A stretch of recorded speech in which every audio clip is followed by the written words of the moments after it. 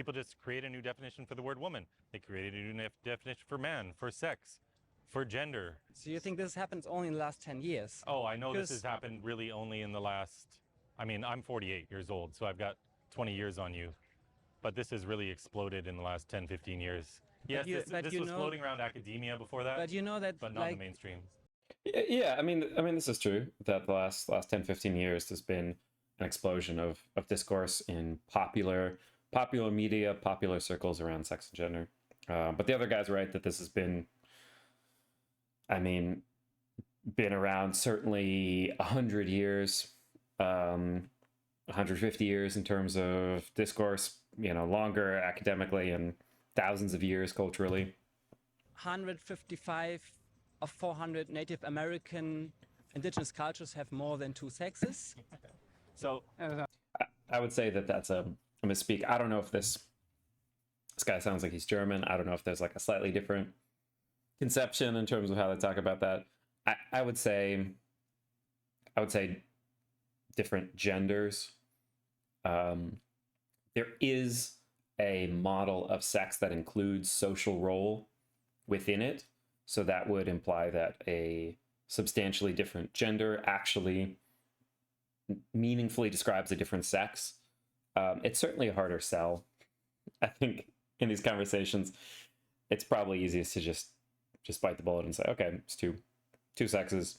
And then gender, which is the way that we relate to each other socially, that's something that can vary a lot more in terms of the kind of dynamics that occur between people.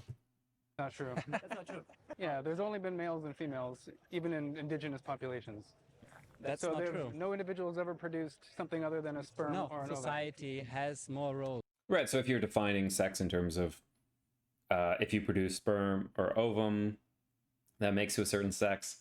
Obviously, it gets complicated in terms of intersex people. I'm sure they'll talk about that. I'm sure they'll talk quite a lot about intersex people. But I think that's a totally fine definition of sex. And then we'd be discussing gender. Hey, man. Do you still have time? Yeah, go ahead. Dude, this is Chris. Hi, Chris. That's Colin. My name's Peter. What's your name, man? Felice. What is it? Felice. Felicia.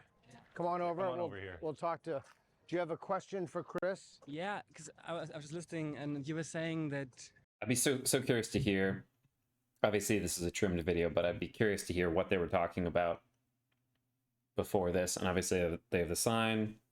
Hey, happy Monday night. Welcome. Hope you're doing well. I'm familiar with Peter Boghossian, so I know that when it has the sign, children cannot consent to puberty blockers. This isn't his shtick anyway, is that this isn't intended to be a statement that he is trying to present people as his belief, but a subject of conversation. I think that this is his belief. This is 100%, I think, Collin Wright's belief. It sounds like it's that guy's belief who's wearing the sign. So this is going to be clearly a 3-on-1 against this random German tourist. I'm not sure where they are. Talking about ideology, and I was wondering, I don't know, how do you know or differentiate what is ideology, or if you're not proposing an ideology?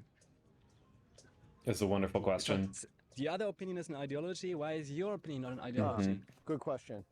Okay, so here's my opinion. You've got nail polish on, for example. Great. These people always crack me up though. It's like, you know what? And that's totally cool. I got no problem with that. You could want to have long hair, and you could be an effeminate young man, and you could want to have nail polish. Well, you'd be a man, because that's just what you are.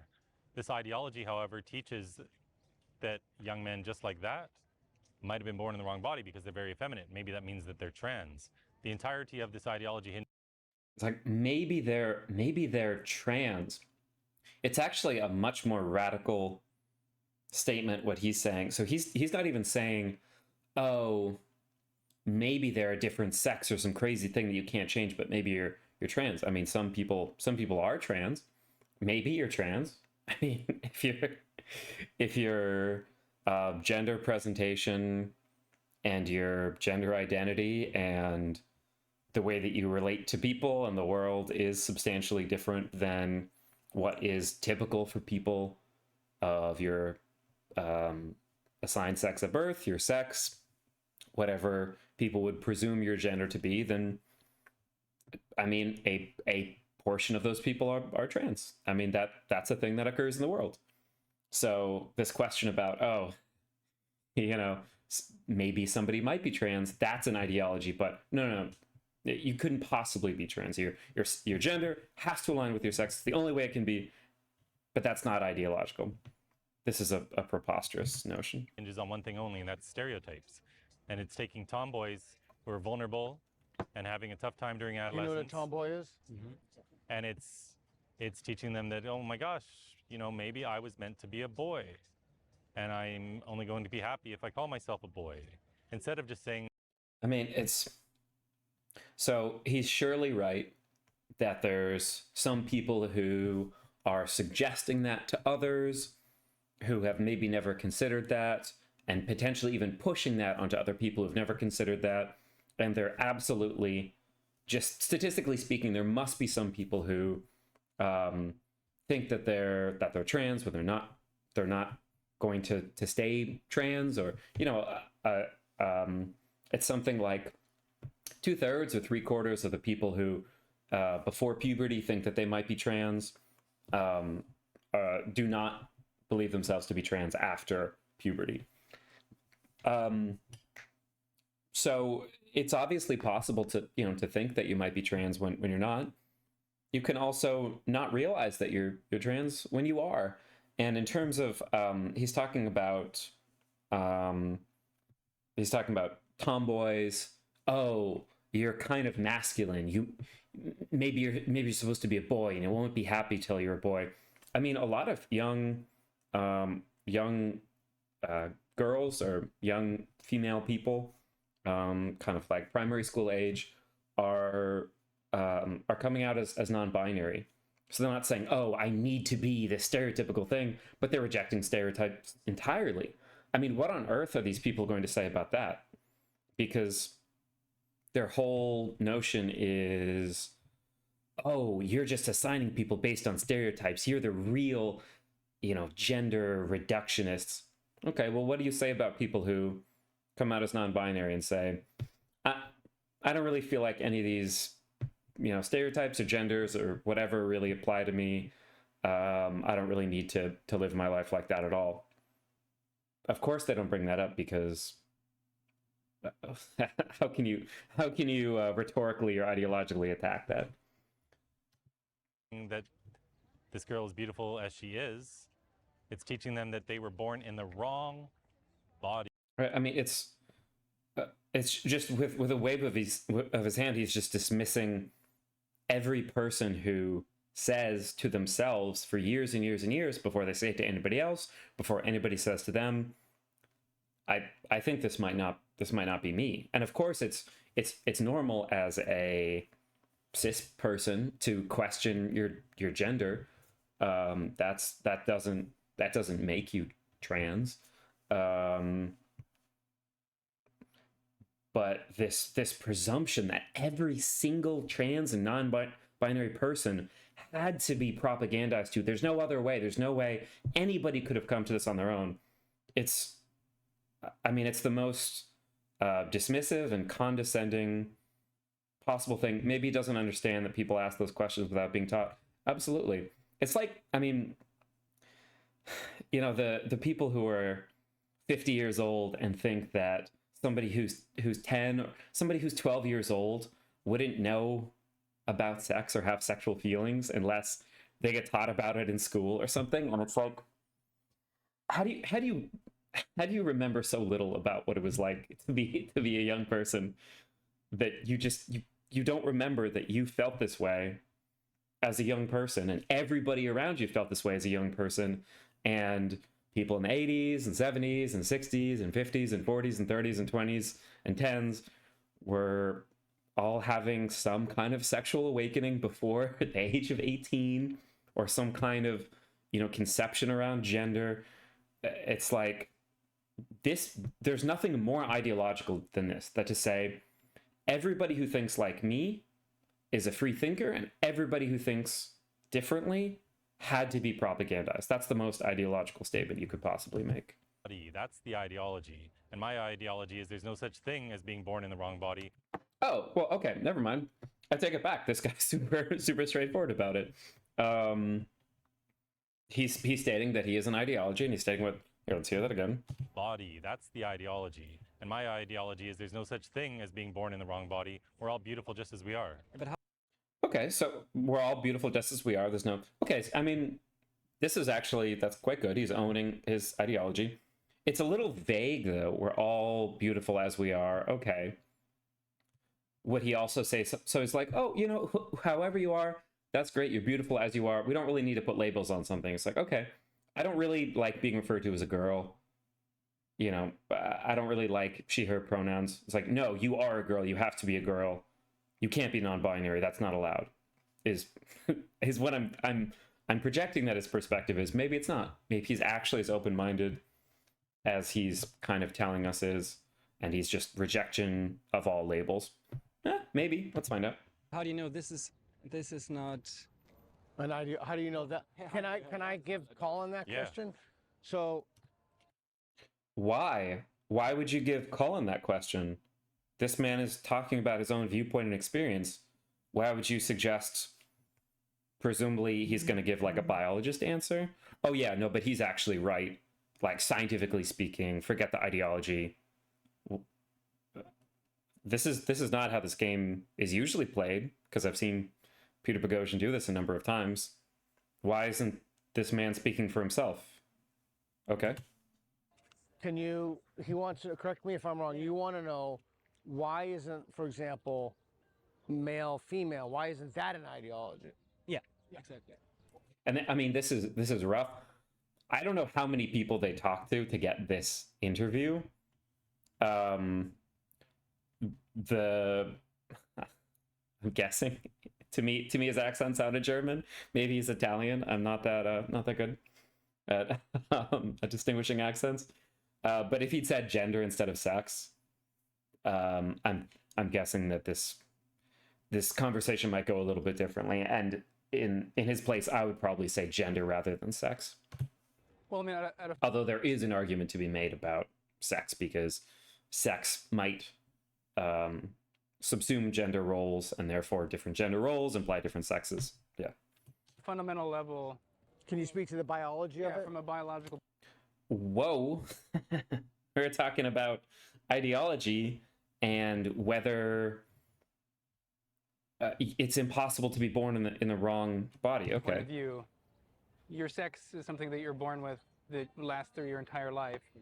Mhm. And there's two sexes. Oh, that's biologically wrong. Say that again. Can you come a little? That's biologically wrong. I disagree with that. They are intersex people. What about them? Okay, so just so you know, It's a complication. I mean, in general, yeah, biologists wouldn't necessarily say that this is a third sex. I really wish this had gotten off onto a better foot and he was talking about gender instead of sex. he's an We'll see if this... I don't know. evolutionary biologist. It's And he's unfortunate. an expert on all of these subjects. I'm a psychologist. Okay. Okay. It's now in medicine All right. clearly that there are more sex. Okay. So how do you respond to the fact that there are more than two sexes? People who have a so-called intersex condition, Yes. this is defined by people who at birth appear sexually ambiguous in some way or might appear as the opposite sex at birth. When he says appear sexually ambiguous, I mean, somebody who has XX chromosomes, which is one thing that somebody would that typically define as female, but they grow testes or a penis in development. Somebody who has both ovaries and a penis, or a uterus and testes, internal testes. I don't know what he means, appear ambiguous. Somebody who their development based on their hormone sensitivity is the opposite of what we would expect based on their chromosomal arrangement. But the appearance of sexual ambiguity, this is not a third sex in and of itself. Yeah, that's... So the sexes male and female, they're I mean, Yeah, it's not typically defined that way. I mean, there's a recognition that we define things in biology a certain way for a reason. These are phenomena that we label. This isn't immutable laws of the universe. These are decisions that we make, and these are definitions. If we change the definition, it would be a different thing. So it's kind of, you can say this is the scientific consensus, and this is how scientists typically use these words, and so it makes sense to talk about it this way. It'll be less confusing. It'll align with what we're generally discussing. That's perfectly fine. But to say like, well, it just must be this way. That's not valid. Been leaning away from thinking about intersex as a response to there's only two genders, leaning toward the numerous C characteristic clusters, work through to assign each person one of two options. Yeah, exactly. There's a lot of, right, because we see certain things, it's like, oh, well, it's whatever your chromosomes are. Oh, okay, well, you're XX and you have testes. Okay, well, it's whatever your gonads are. Oh, okay, well, you have ovaries and a penis. Oh, well, it's whatever your genitalia is. It's like, these things are clearly, it's like, if we were to actually talk about gender, which is the thing we really care about, not sex, we don't really care about sex. We care about gender. Gender is the relevant thing to these conversations. You walk up to a bar, you talk to somebody, you figure out if you want to buy them a drink. That's like, that's what makes a woman, right? That's like, there's something about just these spontaneous recognitions of the way that we interact with other people, the dynamics, the kind of vibes we get. That's realistically, practically on a day-to-day level, what we recognize as gender. Those kinds of things. So the retreat to, okay, well, scientifically we define this thing this way. It's actually much more theoretical, and less grounded in the meaningful social experience. They're defined reproductively by the type of gamete, either sperm or ova, that an individual has the function to produce. So this isn't just humans, this is across all animals in nature. Yeah, so somebody who looks female, looks like a woman, and has a uterus, but has internal testes, you would say that's a man. She lives her life as a woman. Everybody thinks she's a woman. She only realizes, like, at some point she doesn't seem to be able to get pregnant. I say, oh no, actually, that was a male the whole time. That was a man the whole time. It's fine if you want to say, okay, that was a male the whole time. If that's the thing you want to say, it's the gonads and that's it. That's fine. Pick something, stick with it. It doesn't really matter as long as it's consistent, unless you're going to accept that these things are somewhat inconsistent. But obviously, that's a woman, right? Somebody who lives their life thinking that they're female and thinking that they're cis and interacting with everybody as if they're a cis female, and then you find out that they're gonad status, and you're like, oh no, actually, we've been wrong the whole time. They should have been on the men's football team. They should have been playing flag football. What? This is just silly. Sure. I have a question for you. What about chromosomes? You have hormones. There are many different. There are many types how to differentiate sex. I have a question, if I may. Yeah. Could you please tell us one of these conditions that means somebody is a third sex? If somebody, for example, has only an X chromosome, has somebody who has, for example... So Turner syndrome has just a single X syndrome, right? X chromosome, right? That's true, yeah. So why don't we talk about Turner syndrome, because that's the people with one X chromosome. Yeah. There's a confusion with how sex is determined by chromosomes, with how sex is defined. Yeah. So in humans and other mammals, we have chromosomes that basically have genes that tell an embryo what sex it's going to develop into. So your chromosomes don't define your sex. Your sex is defined. Why does this one guy get backup? He's like scientist backup. Does it really take 3 people to talk to like one tourist? through your development, what you turned out at the outcome of development. Now, there's also downstream consequences of sex, which we can talk about. You know, the hormones that we have. You're producing testosterone from having testes, or estrogen if you have ovaries.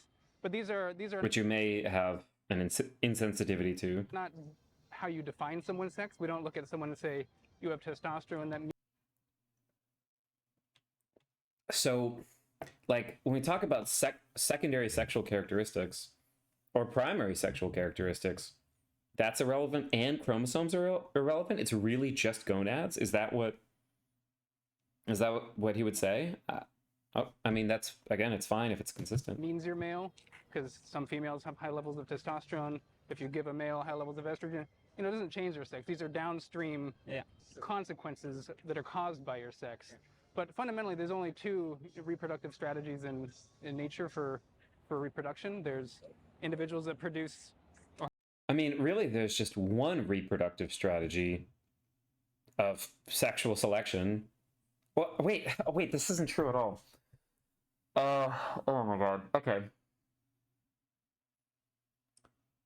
Yeah, okay, I'm just gonna let him finish. I'm getting have the triggered. function to produce sperm and ova, and those are what the two sexes are. There isn't a third reproductive Why do strategy. you think For there are humans. Gametes. more than two? Why do you think there are more than two sexes? Like, what is your evidence for Well, that?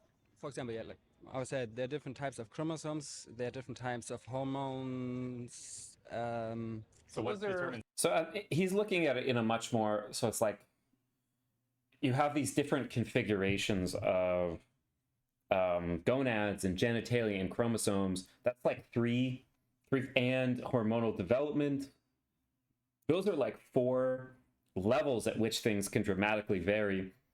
And I think he's looking at these things as like these different kinds of arrangements versus, okay, if you want to put 2 individuals together and have them mate and produce a viable offspring, then there's only one way right now to do that in humans. That's fine. That's a perfectly fine. I think it's an extremely reasonable way of defining sex. I don't have any problem with that. I think that's totally that's great. But I think we're off track on what we care about. I wonder if they'll try to clue him on track of saying like, okay, well, what if we call that like gender instead of sex? What if is that really more what we're talking about? Or is the whole thing going to be just this kind of biology semantics definitions? sex Those are either then? upstream causes of sex or and there are downstream also consequences. people who have different. For example, they have breasts, but they have only not the real penis, but there's something in between. There's, at least in Germany, there are more than 10,000 operations per year on children, little children. Well, let's talk about the who are, condition. Oh, who God. are- Things don't- who are- Oh, no. This guy's trying, but he's giving them so much ammunition. Oh no. Please, sir.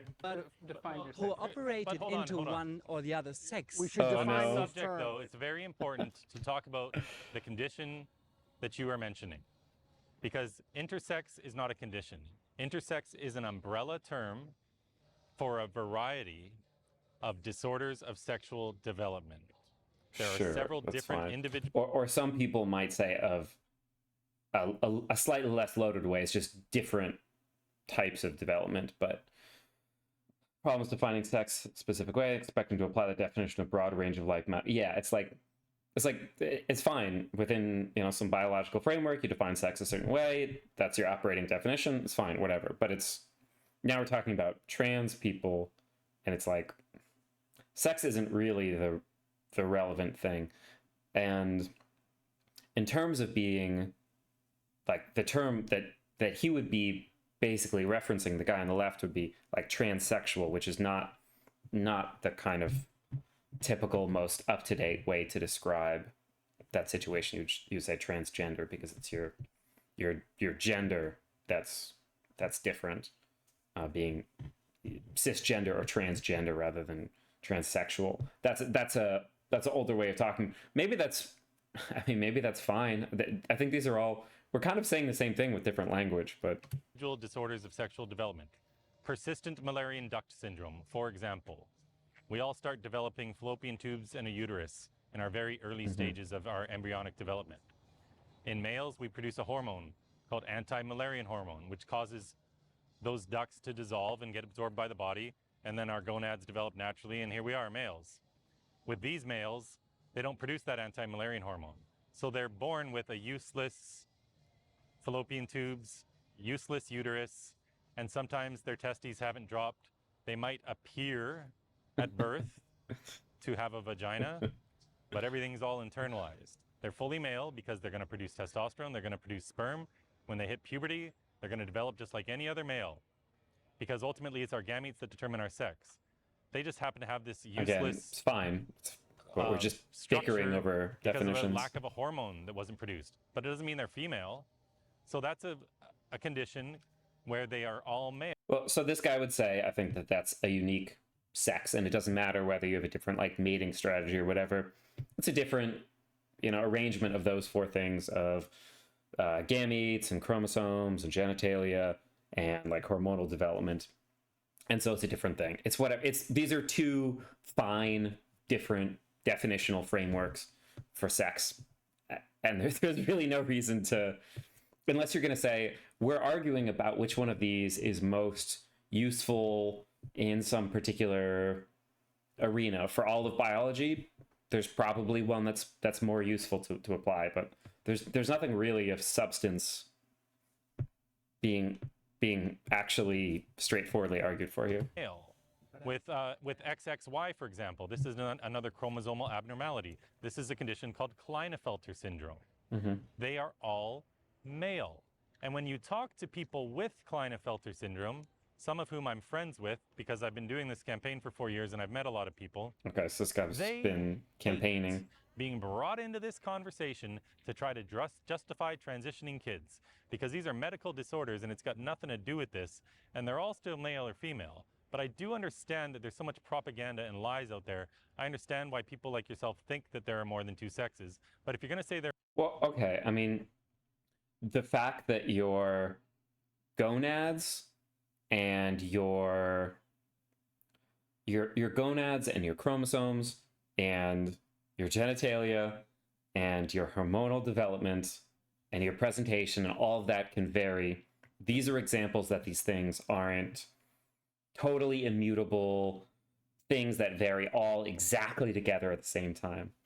Hey, Link, welcome. Good to see you too. So it's just a recognition that these things can vary.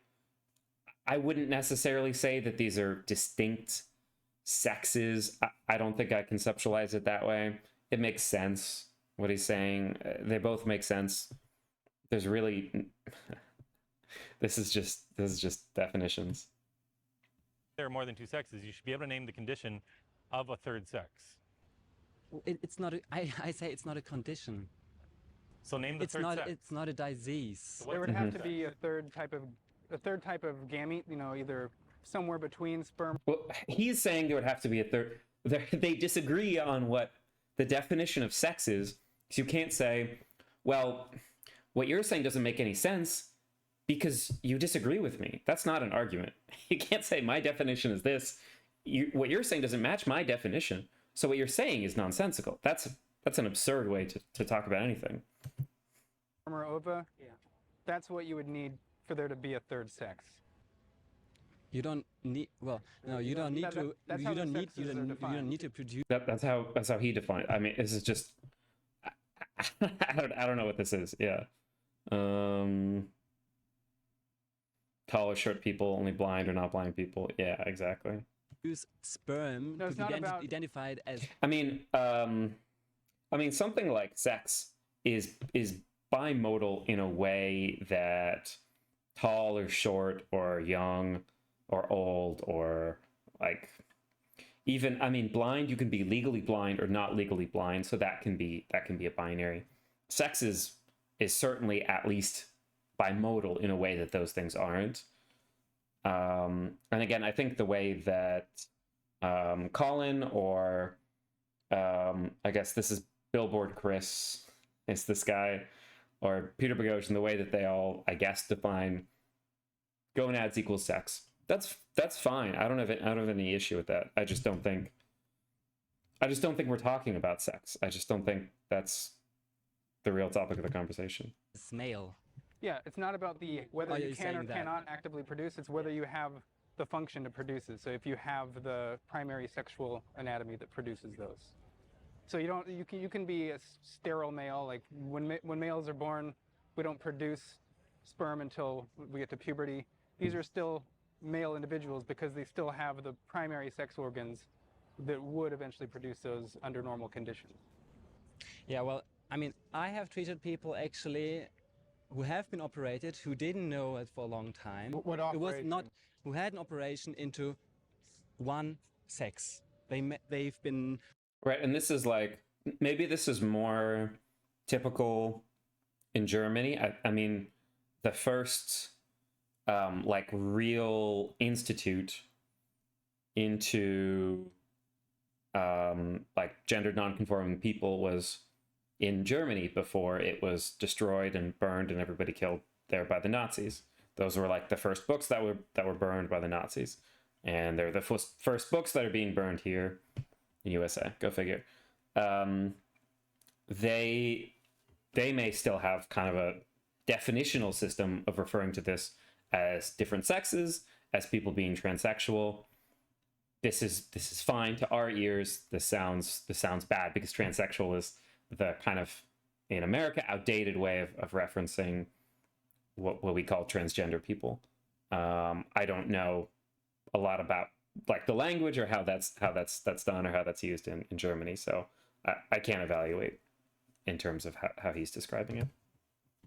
operated to be a male when they were Oh, like a your little trans child. operation. Yeah, no, Okay. no, no. Oh. Not a, if you can say a trans operation. No, I'm what saying kind of it's a, operation? Like, I would say they were intersex babies, and they were operated into being a male. He was operated to be a male. To appear more male. Yeah. There are individuals. And for him, Yeah, I mean, absolutely. So, yeah, this is the gender confirming surgery that's done on babies is done on intersex people to make them conform to whatever the doctor at the time thinks is going to be best.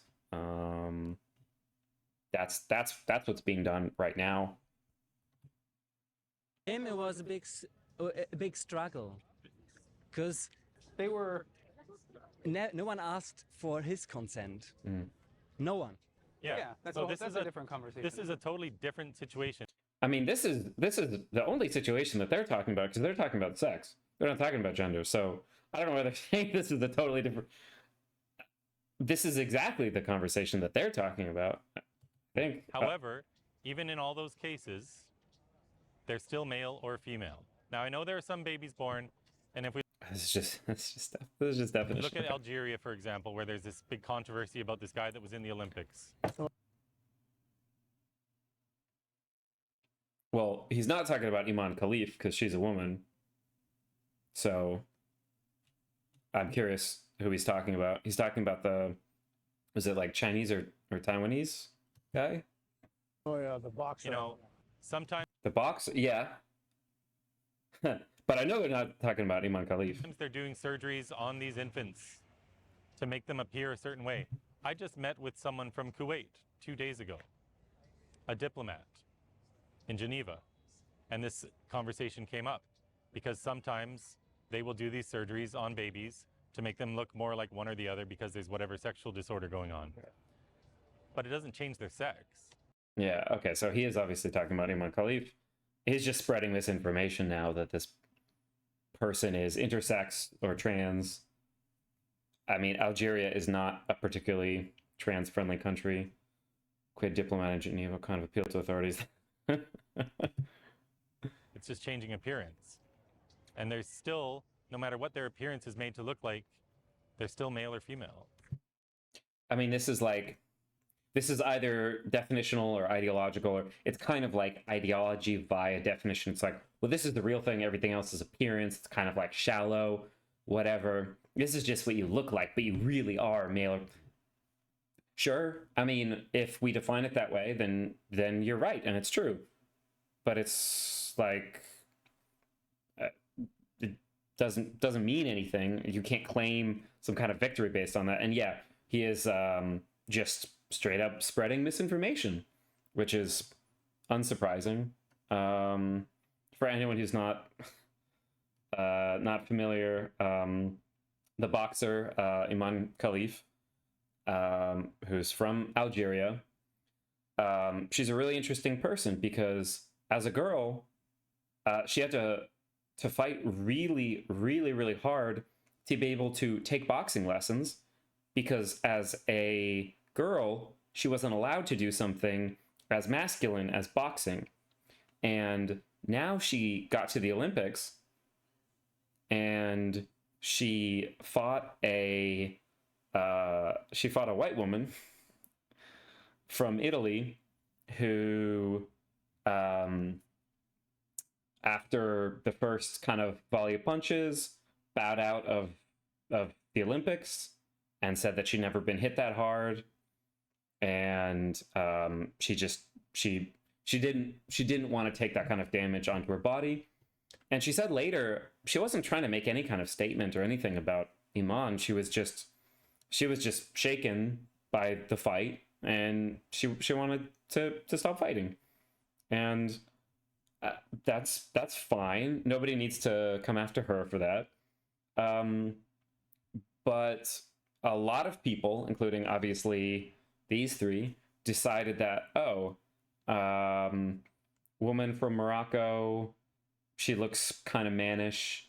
A discredited Russian boxing federation said that they did some kind of test that said that she was gender nonconforming, but they couldn't say what it was. And they said that they definitely didn't test testosterone. Maybe they didn't test anything, but they knew that she was like gender nonconforming or something. These people who just love science and love getting science right decided to roll with this discredited Russian federation that was trying to kick somebody off who was fighting against their fighters. And they just said, oh yeah, she's intersex. We know that she was born and she got this surgery in Algeria. Huh? What? Excuse me? Like, source, it came to me in a dream. Unbelievable. I mean, it's pretty bad. Well, yeah, I disagree. Okay, definitely. tell them what is your point of disagreement. But before you do that, why don't you define sex, and let's have you define sex. Why don't you define? Yeah, exactly. She's male. It's like, how do you know? It's like, well, she looks kind of masculine. Okay, so just forget about everything you said earlier. It's not a serious exercise that has anything to do with science or serious study or caring about the truth or whatever. It's just a way to impose whatever your kind of personal view is on other people, to try to impose that onto them and to make them have to live their lives in a way that kind of makes you feel more comfortable. I mean, that's really sick. Define sex. I personally define sex, well, either on chromosome, hormone, or the appearance. Okay, do you agree with that? And that's fine. No, not a little. Tell him why you disagree. Well, because there are plenty of animals in the animal kingdom that don't determine their sex by chromosomes. Excuse me? There are other animals that determine their sex? Like giraffes have a registry where they have certificates of sexual status? I don't believe that any other animals determine their sex anyway. Excuse me? So you can look at something like alligators or turtles. They don't have sex chromosomes, but they still have a clearly definable sex based on whether they have the function to produce sperm or ova. Sure, okay. There's plenty of other animals in nature that don't have testosterone or estrogen. They don't have different hormonal mixtures, and we can still identify them as being male or female. Okay, and there's other animals with multiple sexes. All right, let's do this. Oh,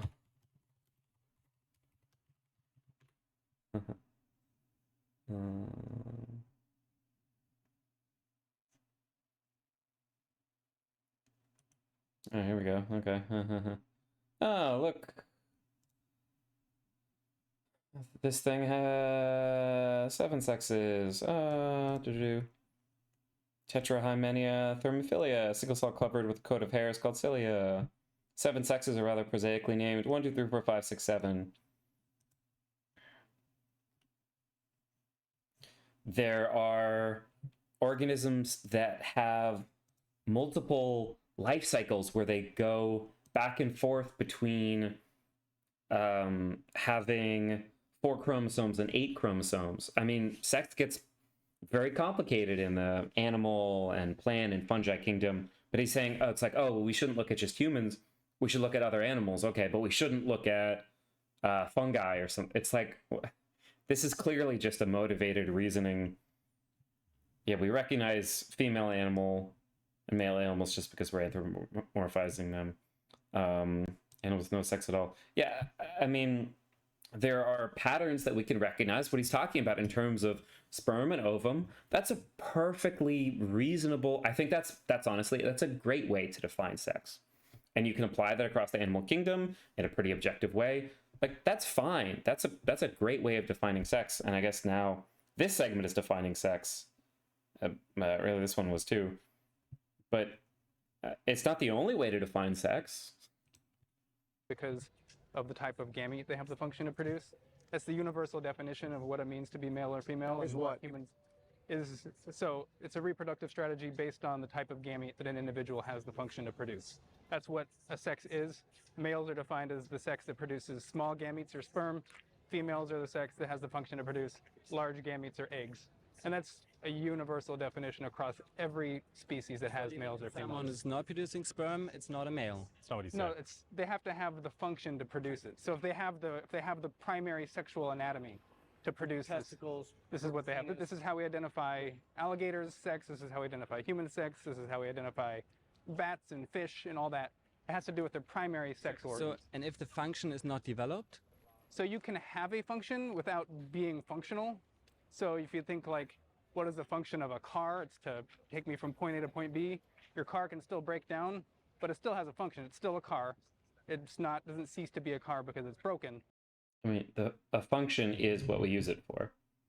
If I use a car for a couch and I sit on the seats and I don't drive, is it a car? You can have a function without being functional? I mean, the fact of the matter is, ask anybody on the spot to define something, and they're probably going to flub it at least a little bit, right? So we should try to have grace, for anybody to find, what is a woman? Oh, Jesus Christ, okay, put me on the spot here. If we want to get really technical about it, blah, blah, blah. This guy's not doing a perfect job defining sex function without being functional. Oh, it's whatever the function is. What do you mean what the function is?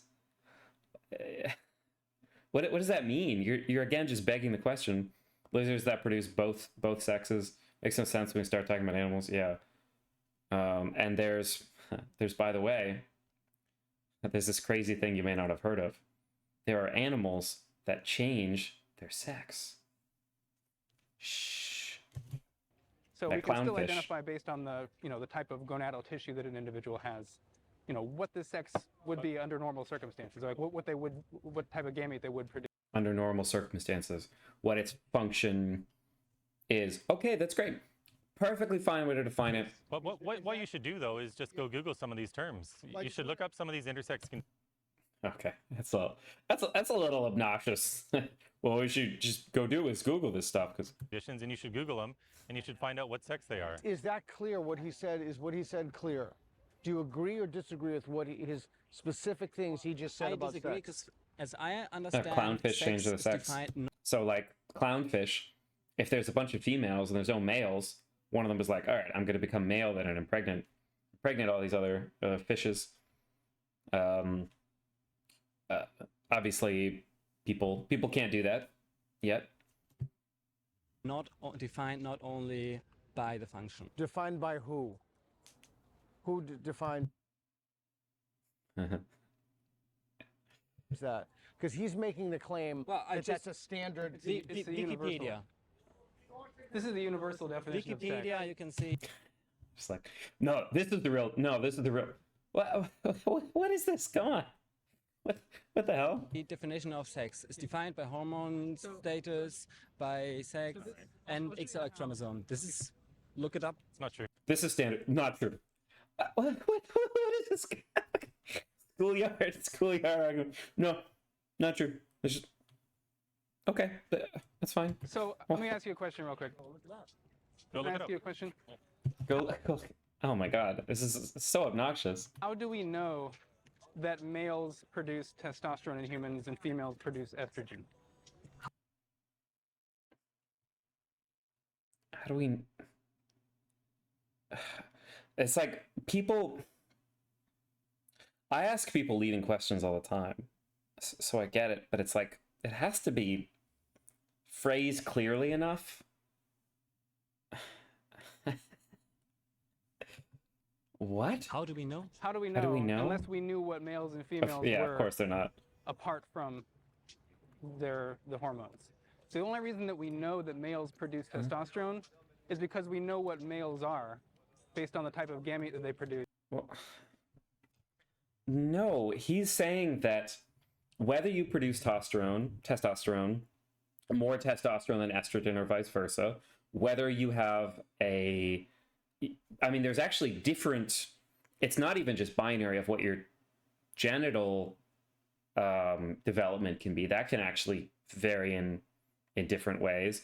But whether your gonads are, whether you're sensitive to testosterone or estrogen, so you might produce testosterone but be insensitive and then you develop differently. I think he's saying that all of those factors go into determining your sex. It's not that you've got this sex and then you do this other, like, he's just not like listening. I don't know. And that individuals We who know produce sex, this not type the of final. gamete also produce testosterone. The only way we know You know that what? males have Y chromosomes is So because this is a we were able to problem that discover comes up all the time on this subject. Is someone comes along and they say, what about intersex conditions? And we He wasn't even talking about intersex, and he's just butted in. They're having a fine time discussing this. Okay. spend half an hour talking about intersex conditions, Okay. which has nothing to do. Then why did you bring it up? They weren't talking about that. No one was talking about intersex. You brought it up right now. Huh? Is this guy okay? with gender ideology. But what I want you to do, though, And now he's saying gender ideology. I thought they were talking about sex. How is he so confused? It's probably because there's 3 people on one side of the conversation. They should just have 2 people talk instead of doing this awkward 3-on-1 hand the wait. I got it. Hold my beer. Let me have a crack at this guy. is look up the individual disorders of sexual development and look up what sex these people are. And maybe reach out to some of these people with Turner syndrome or with Klinefelter syndrome. It's like, okay, well, we're talking right now. Okay. Or with persistent Müllerian duct syndrome, because these are all the intersex conditions, but they're all very easily definable as male or female, and the people. Well, based on one system of defining sex. If you have a different definition, then things are different. Different definition. with the conditions will tell you themselves what sex they are. So if somebody tells you what their sex is, then you know what their sex is? Is that what he intended to say? Because I don't for a second believe that he believes that. So why did he say it? Why is he saying things that we all know that he doesn't believe? Why would somebody do that? Interesting. But I do know that you've been lied to. For sure. Okay, I am It's lied to. just No, so you've been lied condescending. to. How do you know that Oh, I've been okay, lied let's to? take that question. So, let's say that there's a conflict Oh my gosh. between, this is Eric Weinstein's question, between gender God. ideology and biology. On which side do you err? Do you believe He's not talking about gender ideology. He's talking about sex. They brought this up out of the blue. And now they're trying to pigeonhole him into, oh, who do you believe? We have different definitions of sex, sir. biologists or do you believe gender ideology? Do you believe this is just trying to railroad him. I mean, this is unbelievably disingenuous. I mean, it's believably disingenuous, but This is biology what I'm talking about. Okay, so you nice. Okay, you know what? I was like doubting this guy at first, but he's holding his ground. And I can look it up. What? okay, you have a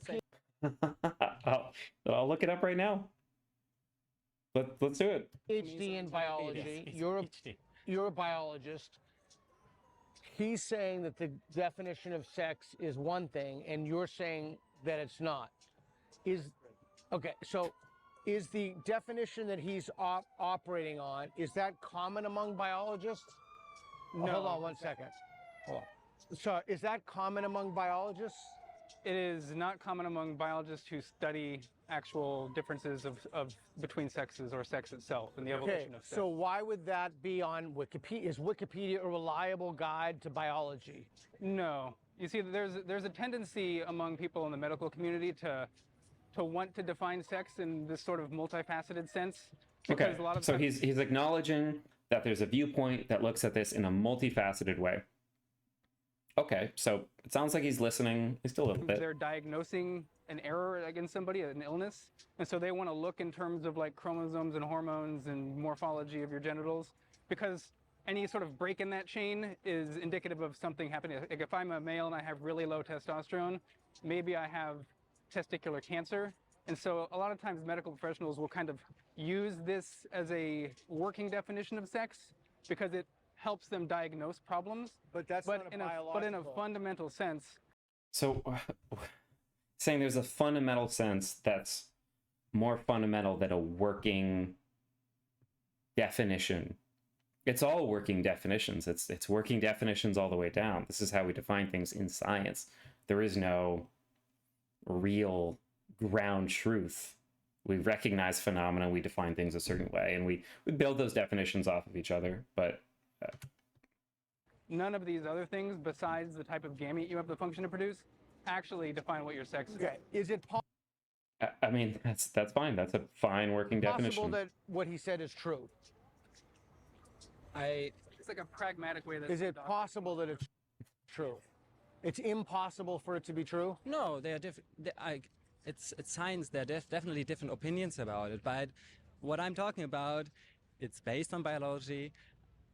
I've been to university myself. I've studied that shit myself. I'm not an evolutionary You biologist. think university professors ever get things wrong? Yes, but how do we know his university professor did not get it wrong I or told you real mine? quick, because I can say that. Yeah, it's just kind of like appeal to authority is right. And they're saying, "Oh, could you be?" It's like, okay, I don't know. Could you be wrong? Of course, any of us could be If wrong. you're trying to define sex in terms of chromosomes or your hormone levels, those definitions completely break down when you ask the question, how do we know that males have Y chromosomes in humans, and how do we know that males produce testosterone? Because the only way. But he's just not listening. He's just not listening to what this guy's saying. He's somehow not familiar with this, or he's because he was saying, okay, biologists define it this way, medical professionals define it in a more multifaceted way. So he's kind of recognizing these are definitions, but he's like, this is the real one. What I was taught, that's the real one. And it could 100% be the case that this is like, if you were to ask biologists, evolutionary biologists, this is like so far and away being like the most popular, common, maybe useful definition that there is. That's fine. But what they're talking about is just differences in definition. Which one is like real sex versus working definition of sex versus, multifaceted. Oh, there's multiple sexes that are based on these different configurations versus it's just one. It's this mating strategy. Ovum versus sperm. Okay, well, it's the function that it's meant to have, or it's the function, but it doesn't have the function. It's like, okay, these are all fine ways to define it, but don't pretend like one is this purely ideological thing and the other is just like hard reality. way you're able to say These are that, all ways of oh, looking look, at it. males have Y chromosomes or males produce testosterone is if you know what a male is apart from chromosomes or hormones. The only way we were able to look under a microscope and say, oh, this male has a Y chromosome is because we knew they were male and we saw that there was a Y chromosome there and we were able to make that correlation after the fact. We knew what males and females are. Is that reasonable? I have no idea. I would just With that, I don't honestly. So Just think about it later. I really appreciate you talking to us. You don't need to change your mind Honestly, here. I really do. Go back and think. I mean, And- Oh my god, it's like to have somebody come in and ask them, it's like, is it possible you could be wrong? And then to have no humility whatsoever and say, you know, but maybe we're wrong. Maybe we have a different perspective. It's just the height of condescension. yeah. You know what? This society we live in today is so full of people just inventing new definitions for words. Oh my god. And I was just getting on the soapbox. And that's what's been happening in the last 10 years, especially with the definition of sex. People just create a new definition for the word woman. It's like, okay, like, okay, I'm not going to derail looking up historical definitions of sex over time, but this is obviously something that's changed over time. This is something that's become ideologically loaded for reasons of,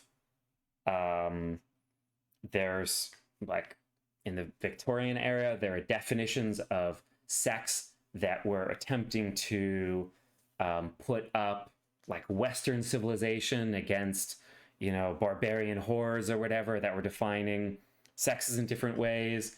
There was an American understanding of sex that sees men as really aggressive because they wanted to differentiate against the British aristocracy that said that men or males are really demure and really, like, polite and gentlemanly. These are very ideological terms that change over time a lot. Created a new definition for man, for sex, for gender. So you think this happens only in the last 10 years? Oh, I know this Because- has happened really only in the last. I mean, I'm 48 years old, so I've got 20 years on you. Not yet, but they give it 40 years. But this has really exploded in the last 10, 15 years. Yes, you- this, but this you was floating around academia before that, But you know that but not in like the mainstream. 155 of 400 Native American indigenous cultures have more than two sexes. So That is not true. That's not true. Yeah, there's only been males and females, even in indigenous populations. That's So not they've- true. no individual has ever produced something other than a sperm No, or an ovum. society has more roles. Well, there's That's a different there's question. social We have roles. boogie this is in key. This is Indonesia. key. Again, that's This is really key. That's a definitional. Society thing. has You more said, you said roles. Sexes. You Yeah, said sexes, sexes and roles are different questions. Yeah, well, they have We're talking trans. about biological Well, sexes, people who want to not live in a social different roles. role. Yeah, well, travesti in Brazil. That's, No, it's a not role different. is not a sex. A Yeah, role is not a gender. sex. We need know, to if be you look very, at the- These are gender roles. yeah, we need to be Yes. very Yeah. precise And this about is the the words. problem I have with gender ideology, is it takes people who stereotypically perform certain gender roles, people who are attracted to certain gender roles, and it says, well, based on your role, you are that gender. So now you can't have a masculine girl anymore. Now, Well, I mean, they're talking about so cultures that have like a third gender. I mean, this is people who are and who live a certain way. I mean, and yeah, so I guess they're talking about gender now. Okay, now her gender is going to be boy. but he's just on the soapbox. And what follows from that is, oh, now we need to medicalize this girl. Okay, so but you do not have a problem that there are more gender roles. No, roles, not at all. I started off this conversation by saying, like, for yourself, nail polish. If you want to have long hair, if you like the color pink, great. If you want to sit in the kitchen and bake cookies all day, wonderful. Please invite me over. I'd like to eat some cookies. And if I want to be called a woman, Well, You can want to be called a woman, but there's still reality in the world. there's still reality in the world. Well, okay, we're talking. Well, it's not biological reality because that's not sex. Yeah. what does it And mean? what What does the it word mean? woman needs to have a proper definition. Otherwise, all hell breaks loose in society, Somehow, something terrible happens. like we're seeing. And a woman is an adult human female And a female is someone who does. So again, it's just this like, I think this is defined this way. This just is the definition. It just is. It just is. It just is. It just is. It's like bordering on some kind of or obsession. Will, or would, if not for some genetic or developmental abnormality, produce. It's what you're eggs. supposed to be. That's what a woman is. You're never going to produce eggs. You don't have any structure to produce eggs. So I'm sorry, but you just can't be a woman. It's not. Wait, but somebody who has a structure but doesn't produce eggs is a woman, because it's about the function, whether or not it's functional. But again, this is, you need to have a definition. Okay, who says it's your definition? It's so strange. And you should. So, I personally would say I don't care. I don't know if someone else wants to be called a woman. If But you know who does care? If that person wants to be called, I don't know, Maria. You know who does whatever. care though? It's not. Women care. Just pause it there for a moment. Okay. How do you know?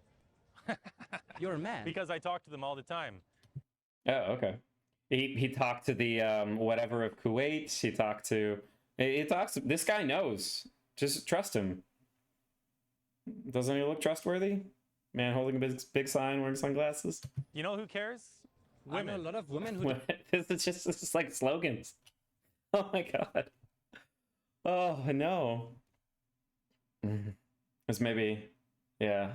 Because Oh a lot of women don't want men coming into their washrooms. They don't want men coming into their sports. They don't want men taking their scholarships for sports. What about They don't want prison? men injuring them in sports. They don't want crazy male rapists coming into their prisons where they're literally stuck in a cage with a rapist. And this is literally happening in North America.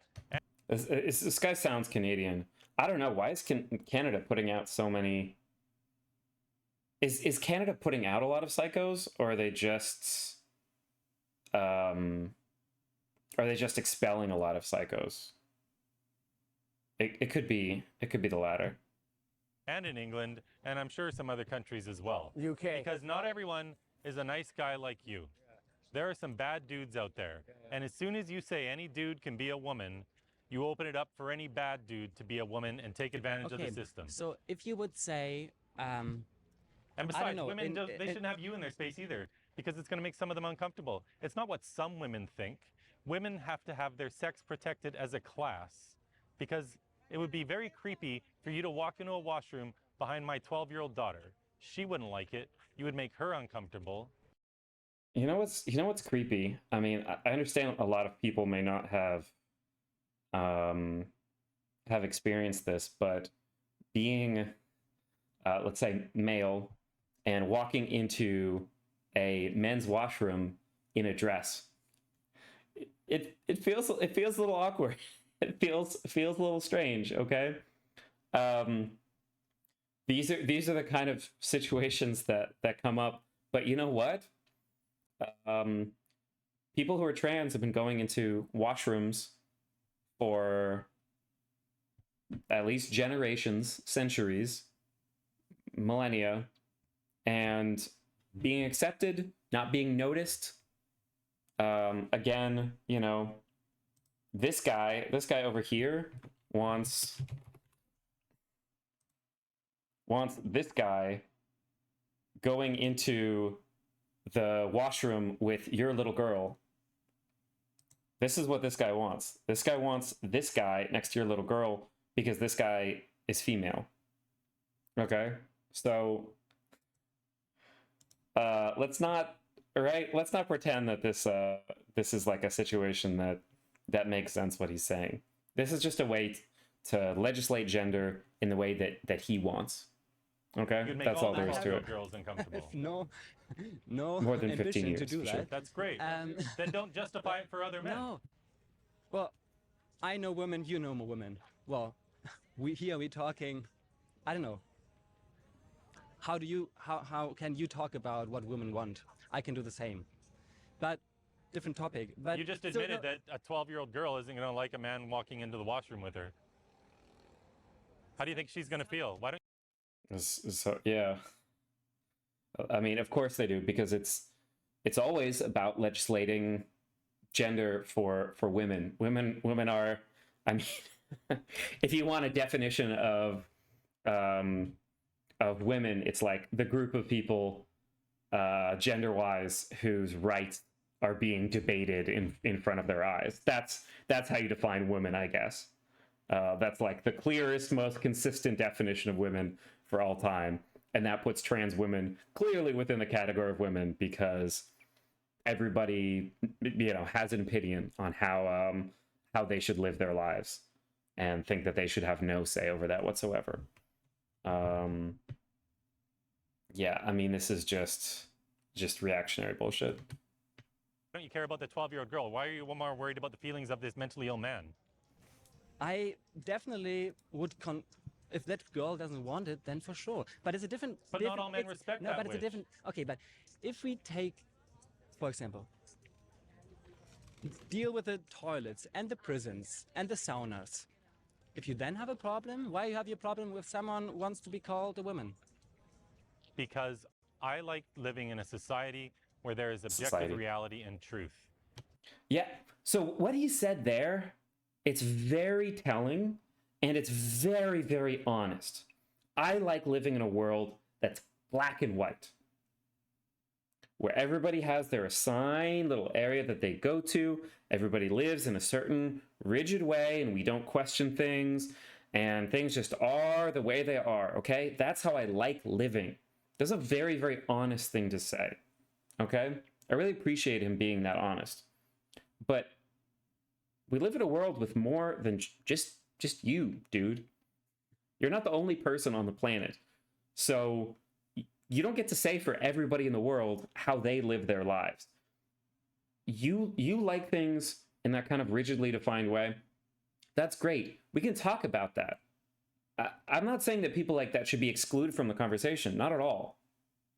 Okay? Believe me, I work very hard to try to include everyone that I can who has that conception. That's a worldview that is worth bringing to the table and saying, okay, how can we make you more comfortable here? But the fact is, there are different types of people, and you're not going to keep everybody in little boxes. And how can we try to make you comfortable? But this insistence that this is just how it is, rather than what he said there very honestly is, well, it scares me if things aren't in these neat little boxes that I understand where everything is. And I'm not going to walk around in society where we're lying and saying, "Oh yeah, that's a woman." This is the same story as the emperor's new clothes.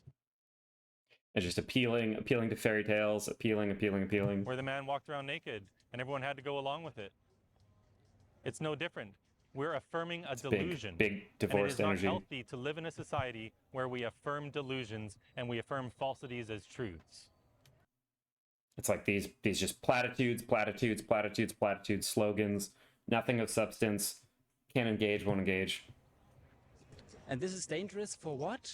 Yeah, why is Yeah, why is what? Oh, this guy's brilliant. Okay, I'm sorry I doubted him at the beginning. Holy shit. Really? Are we going to play this game? Oh, I'm sorry. I thought we were asking questions here. No, this isn't what's happening. Let's see if Peter can keep his brand of skeptically questioning everything while keeping everything focused on pushing back against people who want to question gender. Let's see if he can ride that line. Help him out. Help him What did we just talk about 3 minutes? Help him understand. It's like chill with the condescension for 2 seconds. Rapists are going into women's prisons. But I was saying. Okay, I mean, who's okay? We want to play the game. Who's raping people in bathrooms? Cis men. Who are the per capita highest victims of rape by anybody in bathrooms? It's trans women. So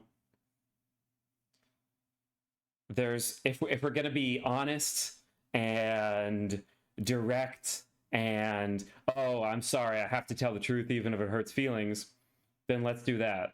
Let's be direct, let's be honest. This is the real situation. Men are taking over women's sports. I was saying, if we have their clear rules, or we have, I don't know, a third, whatever, where people who are trans can go into separate prisons, if we deal for that, then I still don't get where is exactly the problem. Great question. So the question was, what if we have... Right, oh my god, okay, this is so true. Destiny started saying this more and more. It's so true. When somebody repeats the question back like this, they're stalling for time. It's like, oh, that's so true. Okay, so the question was, and he's just like, fuck. A third category where men who identify as trans can go into a separate prison. Great question. Do you know what those men who identify as trans would say to that? They'd say you're a bigot. That's okay. I mean, you didn't have a lot of time to come up with something. Are you really telling me that if you ask trans people, hey, if you got to go into your own separate, less crowded prison with only trans people, would you feel like that's bigoted, or would you love that? They'd be like, oh my god, thank you. And what's funny is that is historically what's happened in New York City when I think it was Bloomberg was doing the massive broken windows policing, massive crackdowns on trans people, a lot of whom were sex workers, like in the meatpacking district. They had a separate section just for trans people, for queer people. That existed, and they were like, yes, this is great. Yeah, what if we had safer prisons overall? It's like, what if men couldn't rape people in prison, period? Like, yeah, they would still be complaining. Exactly. They say you're now saying that they're not real women because they can't go in the prison with the real women, and how dare you? They don't want that. They just want to be called women. This guy knows a lot. He knows what Kuwaitis want. He knows what women want. He knows what trans people want. I mean, he knows. He probably has like 1 million friends on Facebook, maybe 1 billion. He knows a lot of people. Men and acknowledged as women Because they can have access to women's spaces. Yes. They really want this. And again, Do you we agree- live in a do you society agree where with there that? are some bad people and mentally ill people and dangerous people, and you can't just open up the women's sex category and say we're open. The women's sex category? Huh? Well, is the biologist going to step in to help him out and maybe suggest that he Google some things? Open for anyone who wants. You can see Collin is starting to be like, oh god, okay, maybe I wish that I hadn't tied my boat to this guy. It looks like he's regretting a couple things right now. This is like Trump looking at Vance. To call themselves one, it's not safe. Do you agree with him? They are mentally ill people, yeah, all over. But most of them are men, yeah. Most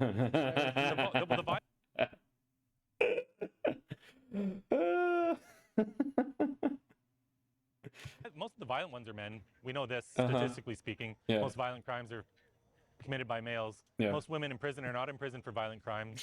Most men in prison are in prison for violent crimes.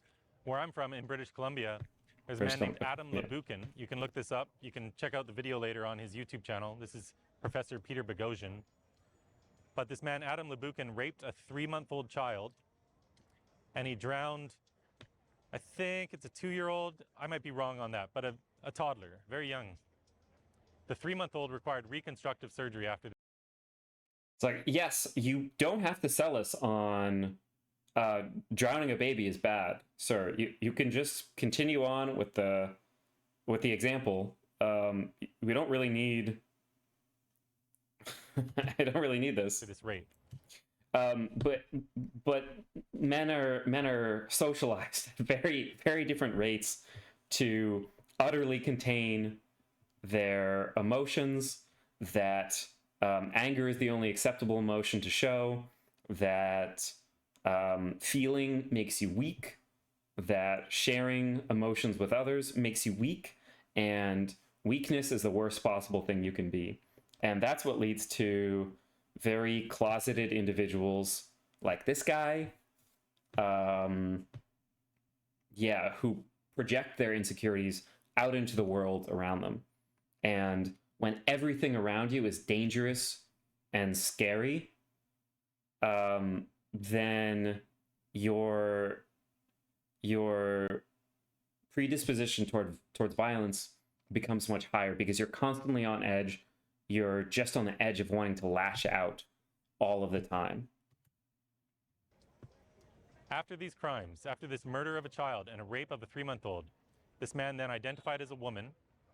The British Columbia government paid for him to get breast implants, and they put him in the prison, the Fraser Valley Penitentiary, with women. We literally already just addressed this. There's a third category.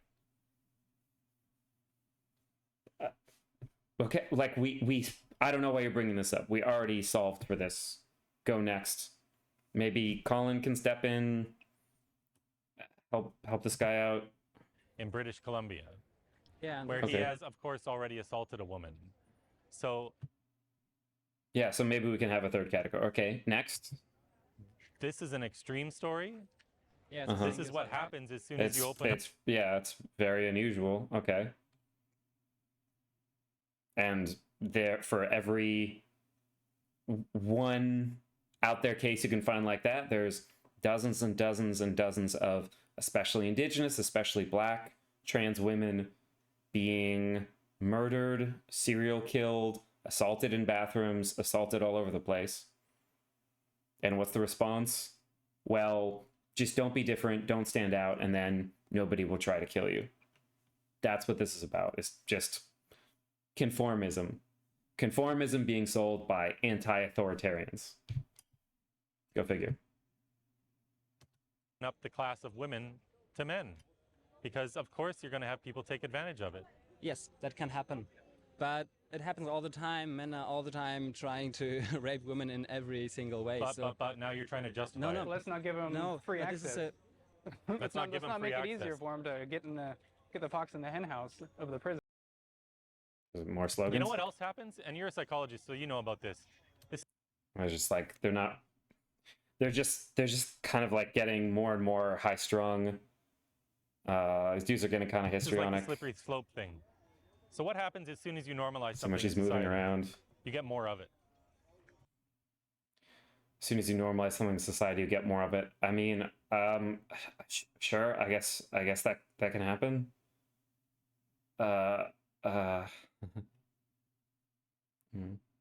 Stream stories will be commonplace as soon as trans people are. Yeah. Of course. Yeah. But it's like the fact that he doesn't. He's just like, well, you've heard of like a slippery slope. He's just kind of like referencing these rhetorical devices. He can't even make the argument. He's just like, okay, what about danger to your children? Danger, fear. He's just, he just wants to make these points, even though he doesn't have any coherence to what he's saying. He's just, it's like, I must. But I mean, it's that saying, since he's referencing scenarios, I'll reference scenarios.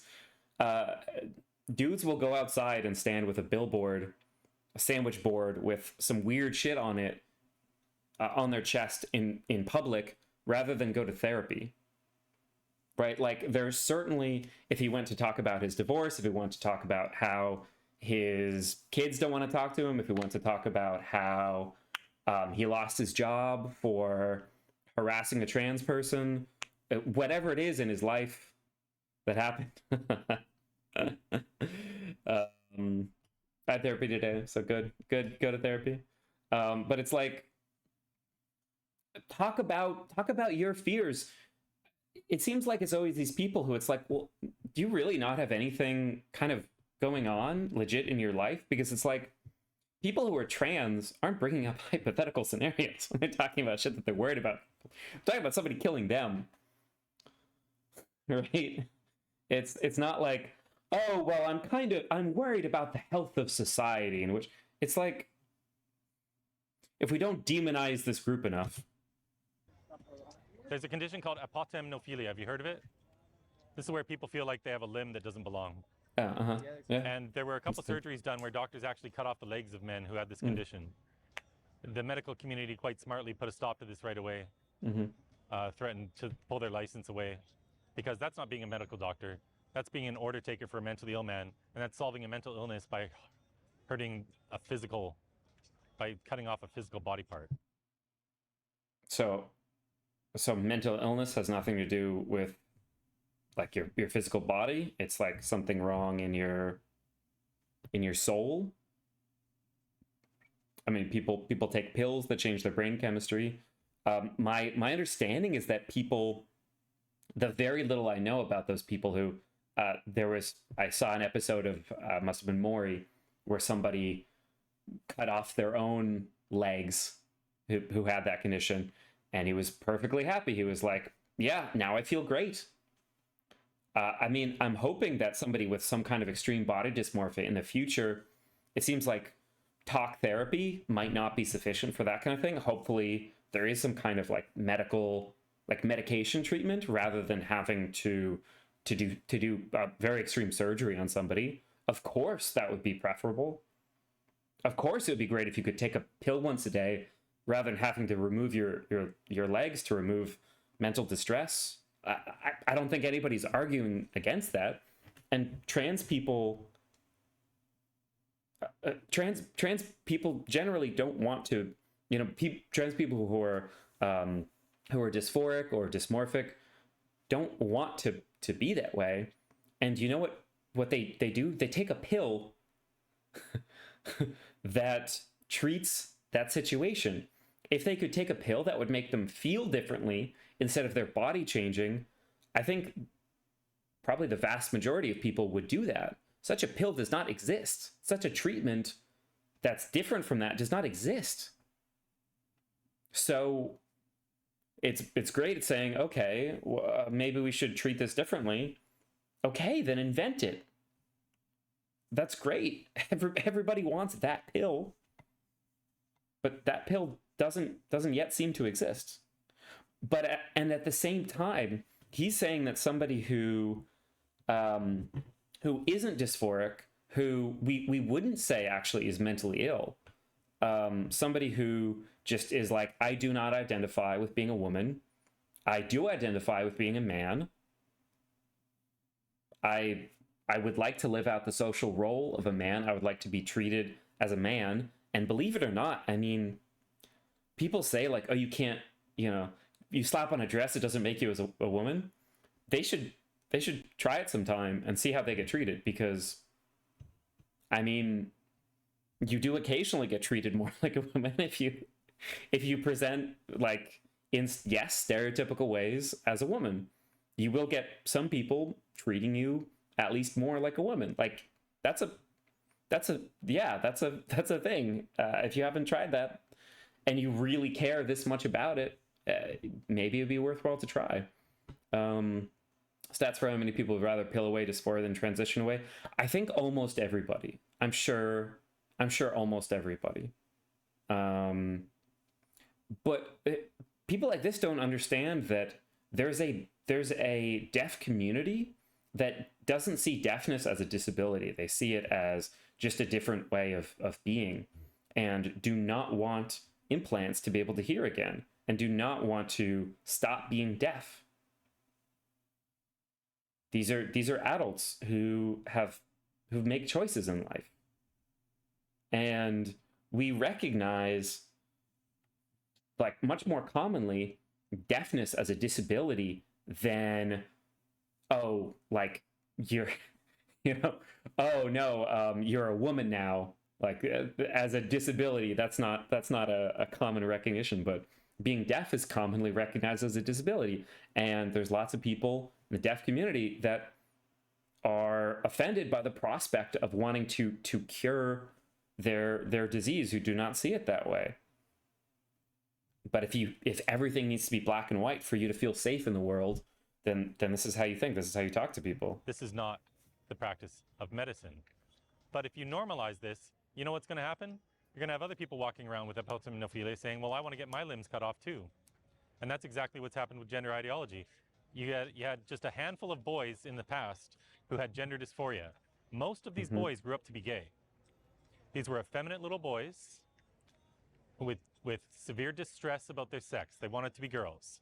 When you look at all the academic studies before they gave kids puberty blockers, the most recent study before they gave kids puberty blockers followed 139 men. It's a study by Bradley, Singh, and Zucker. 87.8% of them, they...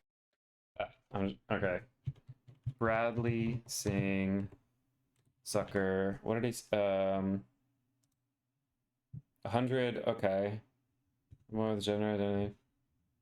Largest sample to date of boys with virgin. Child of the boys was assessed mean age of 7.5. So 3 to 13 years old. Mean age of 20 years old. Okay, childhood 88% of the boys met the DSM-3 or 4 threshold for gender identity. Meaning producer were sub-threshold by multiple methods. Sexual orientation was ascertained. Dichotomous is either biphilic, androphilic, or gynophilic. 12% were classified as persisters, remaining 122% were classified as desisters. Wait, okay.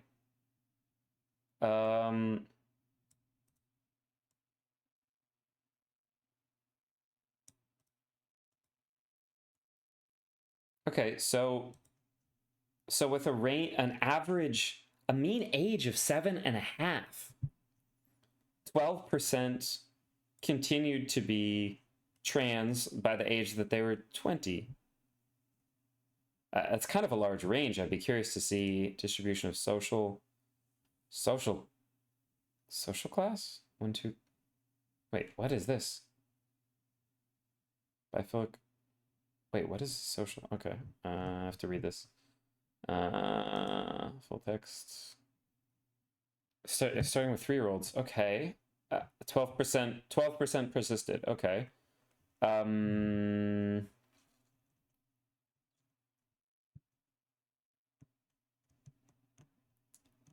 the 50s and 60s, a small clinical literature began to describe the phenomenology of children who displayed marked gender variant behavior. This is just not true. But they're talking about like the DSM. They're not talking about the stuff in like the turn of the century. Left-hand, I'm all more for left-hand scissors. Hi, Marty. Oh, you know what's funny about what they're saying is it was saying you accept something, you see more of it. This happened with left-handed people.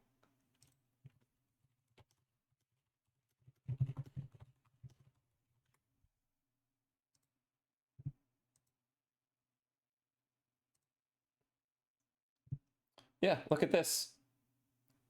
This is so crazy. It used to be like, over here it was like 3%. And now, oh my God, suddenly it's 12%. Soon everybody will be left-handed. It's like, okay, well, you forced people to be right-handed and hit them if they tried to write with their left hand. And then you stop doing that and it gets to this kind of like plateau. And you're like, okay, maybe this is the kind of like natural rate. It used to be criminal to be trans in public, and it's no longer criminal, and we see more people. But let's hear him misrepresent this study. They grew out of their gender dysphoria. The cure for gender dysphoria was puberty itself, and 63.6% grew up to be gay. Today, these... Wait, is that true?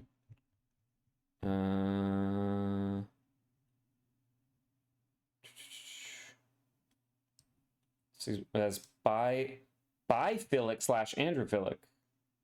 No. 43% gynophilic. So, no. 30%. 30% are gay. Wait. Well, wait. Available for the 20... Wait. 5% were classified... Wait. For sexual orientation behavior data... Wait. There was no sexual... biphilic slash androphilic. Wait. Okay, so the ones who weren't trans, some of them were gay or bi. Sure. Does he actually look at the breakdown for the? I don't want to take too long reading this, but what about that 12% of her sisters?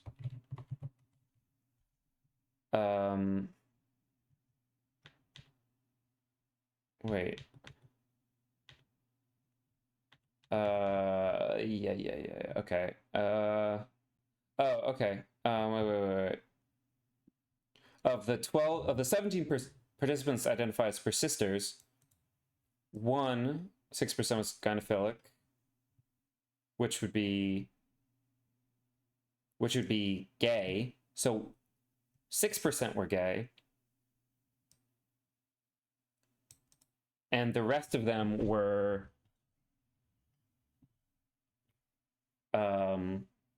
straight or bi. Was he talking about the ones who weren't?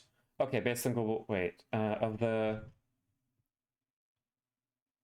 persisters, wait, sisters, oh my god. The ones who detransition, yeah, I think that's what he's saying. It's like Kinsey score. D sisters, okay. So persisters, okay, D sisters, biphilic, androphilic. Okay, yeah, 2/3 bi or gay, and about 1/3 straight. Okay, but this is bi or gay, first of all, but also secondly, like, what? Kids. Okay, I mean that's a result. What is his point from that? Sometimes it's not clear if you're trans or gay. Yeah, and some people are trans and some people are gay or bi. It actually doesn't distinguish. So he has no way of knowing. But obviously, I'm sure he read the study. He read the whole study. I mean, it took me a few minutes to find that result. So he probably devoted, at least a good half hour. Kids would be getting sterilized because they'd be told that they were trans, they were born in the wrong body, they'd be getting sterilized, they'd be put on puberty blockers They have their and testicles estrogen, removed, they'd have a perhaps? micropenis for life, then they'd get a surgery done to have a neovagina I know when they how- would have just yeah. grown up into healthy Gay people. men. Well, or bi, but also yeah. But on the other side, for example, I'm a little bit emotional because my cousin is trans, and I tell you, there was no gender ideology put on this child. No, and she grew up in a evangelical traditional family, has married, has 2 children, but since she was a little child, she wanted to wear dresses. Always, and she always wanted to be a girl. And How do you know? and the parents didn't. Oh my god. Peter, if you see this, I do not hate you. I do want to have a conversation with you. I think we can have a very civil conversation. But this is not how you interact with people. How do you know that he wasn't gay? It's like, can you take a second?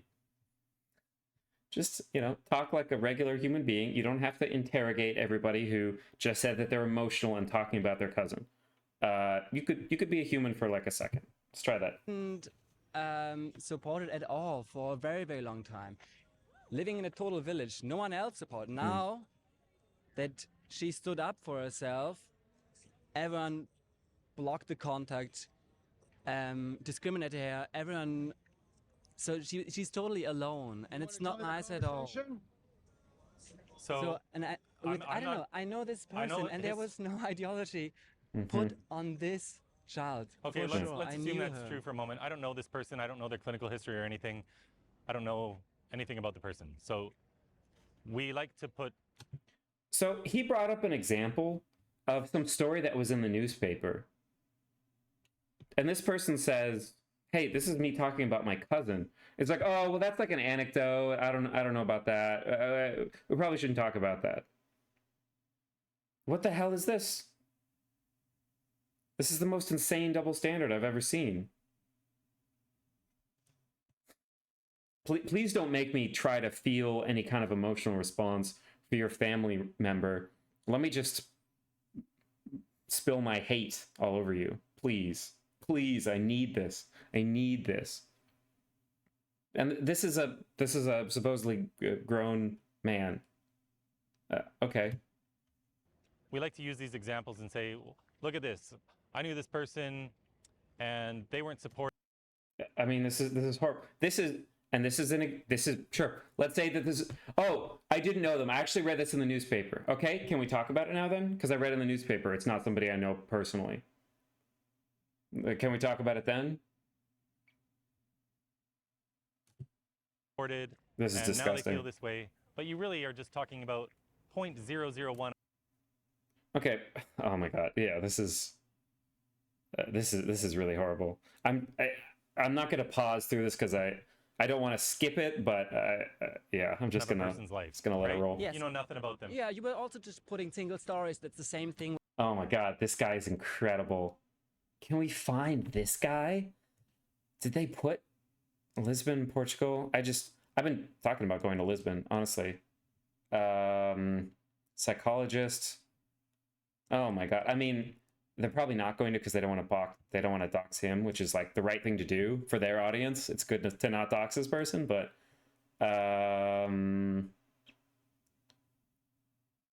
Iceland. Oh my God.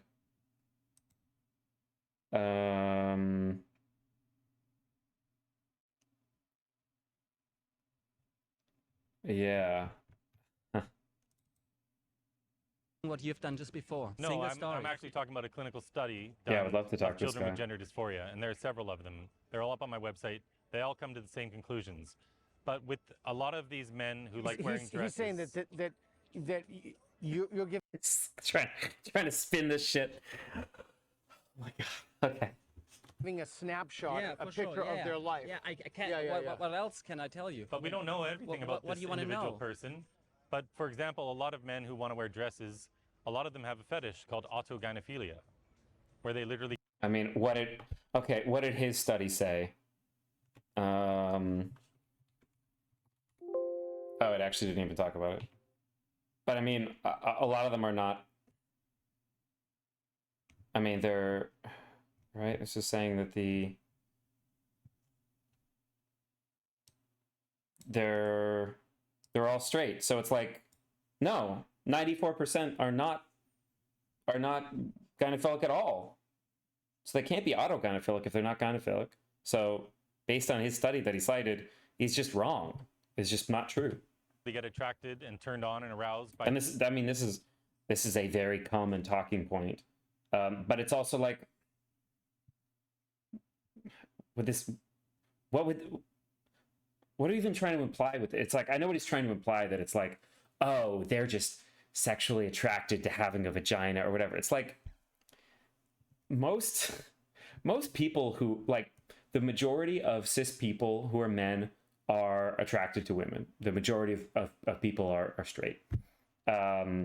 Straight or bi, we're covering even more people. Most people who are not like at all trans don't really want to have a vagina. That's not like a typical thing. And and yeah, even then, like, what would be wrong with it? Like, why is that some kind of own? It's like, what is that? It's like, okay, sure, maybe that exists. Okay, and then what? The idea of wearing women's clothing. A lot of them have porn problems. I have no idea. A lot of only trans people have porn problems. Yeah, I think it's mostly just trans people, I think. I mean, there's got to be more cis people watching trans porn than there are trans people watching any type of porn. So, I mean, this guy just told us something about himself, I guess. That's what we can take away from that. We know what kind of porn he About this watches. person, I have no idea if they have other mental health comorbidities that weren't addressed. I know nothing about them. There were But- no mental but a health problems single till story- now, till she was discriminated. Now she has mental health problems. Okay, so a single story, though, does not negate all of the academic research that has been done for decades. The research that says what? That says that in general, people who are trans are attacked and bullied for being trans. And I would love you to read the most recent systematic reviews that have been done, because we can talk about single anecdotes all day long. But Dr. Hilary Cass, who is not Yeah, he didn't come up for them for like a clinic on whatever. It's just lecturing at him. I mean, this is very uncivilized behavior. They're talking about like, oh, what about hell breaking loose? It's like, sort your own house out a little bit. some politician, she's not some conservative, she's not a Christian, And look at Collin here. He doesn't seem particularly happy with the company that he's keeping here. she's a liberal, she's more of a lefty. She's a lifetime pediatrician. She just conducted a 4-year review in England of Yeah, I mean, they love coming to college campuses where it's like, oh, but this is where professors are. It's like, okay, this is where children are that you're using for social media and debating. It's like, okay, I was able to steamroll a child in this prepared dialogue tree conversation. everything. All the scientific literature that's been written about this, all of the studies, all of the evidence, interviewed the clinicians at the gender clinic, But now and you're they dropping found just that one none of name. this is helping kids. This is and they 7 found systematic reviews. Say that again. this is the gold standard in medicine. You should know this as a psychologist, a systematic review. And they found that any evidence there is to support this is non-existent or extraordinarily weak. And when you say this, what do you mean? What Transition of kids. So they put a Wait, that the transition of kids exists, or to support that should stop to it. In should- Sweden, they also conducted a systematic review. Finland, same thing. Also in Germany. And they all came to the same conclusions. We have no evidence. There's never been a clinical study. There's never been a randomized control trial.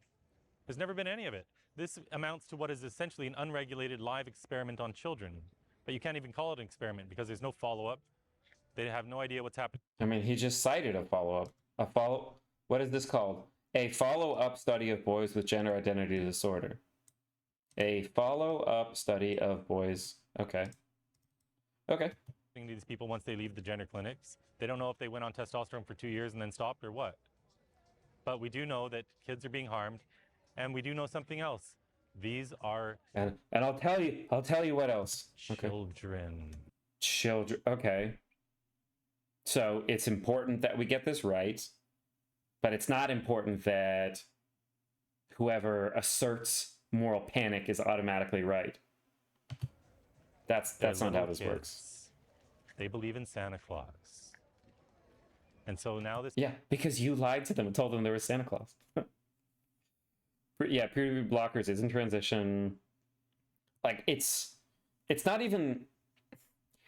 He's not saying even something that can be disputed. He's not saying a clear enough statement. He's just kind of like preaching. He's clearly very emotional. He's worked up. And he's just trying to express himself. He needs puberty blockers to get his hair back. Oof. this ideology is being pushed in school, and it's all over social media, is the and it's ideologist? mostly girls. Who say that again? Who is the ideologist? It's mostly girls, but he's been talking about mostly boys. Okay. Why do Who's you think it's pushing the almost all ideology? girls that are transitioning now, not boys? When it used It's almost all girls that are transition. What was he talking about? Well, okay. Wait. But he was just talking about, so do they have a what did Freud call it? Penis envy? Do they all the girls have penis envy now? Is that what's happening? It's all, why is it all girl? What do you mean? Why is it all? I don't know, because you just made it up. Slathering peanut butter. Well, yeah, make a point. to be Okay. boys and not girls. Huh? I don't know. The person I know was born as a boy. Well, I'm just telling you statistically at the what is the statement? Man Street interviews are always frustrating to watch because they edit and select people who don't have ready-made answers for pre-selected talking points on the spot. And this guy's doing incredible. He's actually nailing every bit of this, and he's not taking the baits. He's reframing to like, okay, well, this is what we're talking about. I mean, as much as I enjoy having these, not enjoy, but as I think it's important to have these conversations, and I put myself into having these conversations, I could not be as calm as this guy. I would be absolutely losing it, I think, at this point. the gender clinics, and you can look all this up. It's about 3-to-1 girls versus boys. 3-to-1 girls versus boys, and then he does this. It's like, boom, slam dunk. What? And people in the audience are like, oh shit, that's true. Okay, maybe it's true. It's probably not, based on the fact that this guy said it, and he doesn't seem to have read the study that he cited to this guy. He's like, oh, you need to read these studies. It's like, no, you need to read these studies. And it used to be mostly boys. And what is your explanation for it? This is a social contagion. Okay, I mean, you can, have a hypothesis. That's good. Have a hypothesis, do some research. I'd love to hear what he comes up with that hypothesis. Okay. When something becomes popular, it catches fire, and sometimes things become popular, and it's just a trend. It's a fact. I don't know. Sometimes things are. I don't know. Everybody started making fire and like making bronze, making things out of bronze. I don't know. I just remember the hula hoop. It was popular. Tries to represent his best understanding with the studies he brings up. Sure, he's not understanding them well. grows for a while. We saw this with bulimia. There were very few girls with bulimia. Yeah, I mean, some of the stuff he's saying in terms of social media, it's true that boys are experiencing the kinds of like social media, specifically like mental afflictions, kind of like damage to self-esteem from social media that we've been seeing in girls, we're now seeing in boys, like just as much in terms, bulimia, in terms of eating disorders. That absolutely can be spiked even before social media. Oh, interesting. Okay. So much for that narrative. But I mean, these are issues, and it probably is a fad to some extent, the degree to which, or it's a trend. It's a trend. A trend just means something is happening. A trend is an acknowledgement that a phenomena is occurring. A trend doesn't mean that we can dismiss it as it's a bad thing, or it's wrong, or it's like not real, or it's like, just to label something a trend is to say absolutely nothing at all. It's like, yeah, it's a trend, it's a pattern. That's a, yep, I can see that line is charting something. There were laws on the books until I think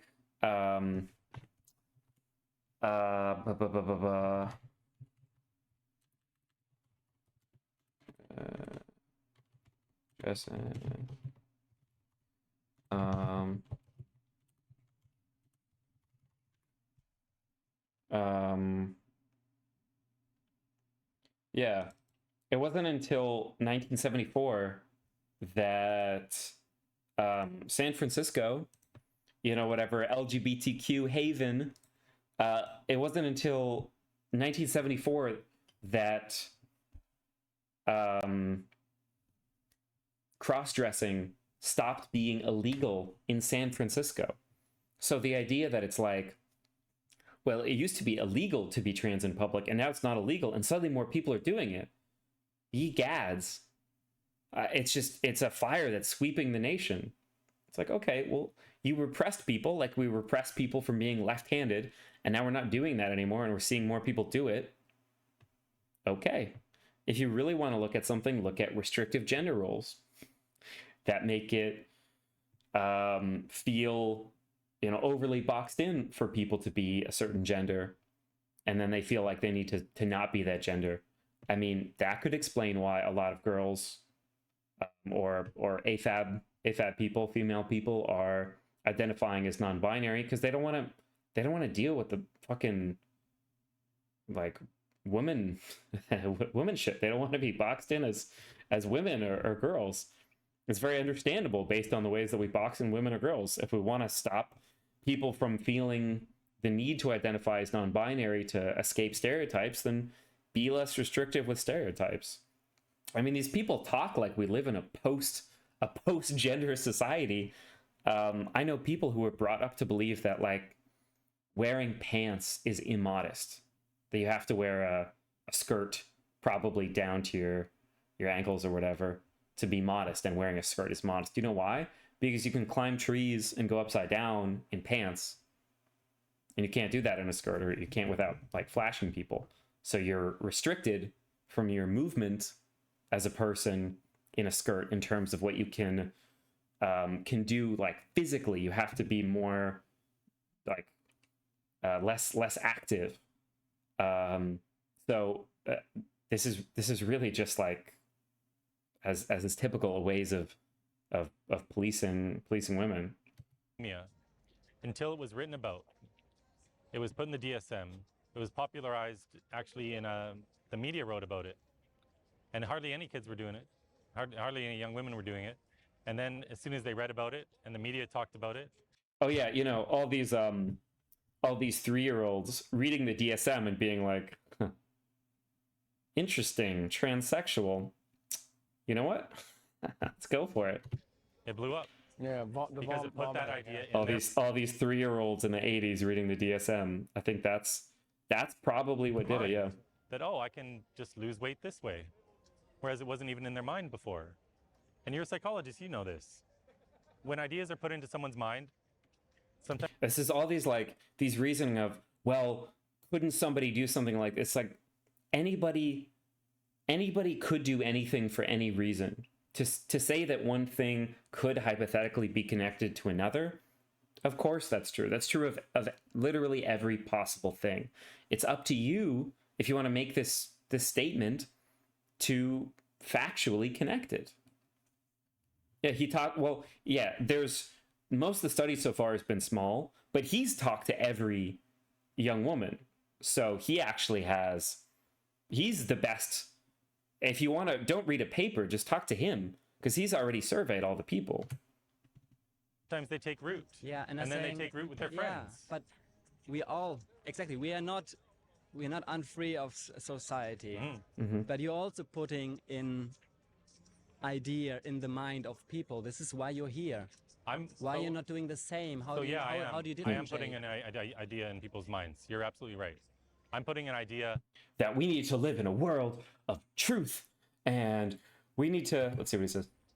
That our children are beautiful and perfect just as they are, and that they don't need drugs and scalpels to be their true selves. I'm protecting them from physical harm and chemical harm. This other ideology is saying they need chemicals and a scalpel to be their true self. So I'll let you judge which of those is the better ideology. So you think okay. Yeah. I'll say that his view is also rooted in the best available evidence we have on gender affirming care. I mean, he mentioned Hillary Cass in the Cass review, and he mentioned, well, this one person. Right. So Hillary Cass, I actually looked this up. I don't wear glasses yet.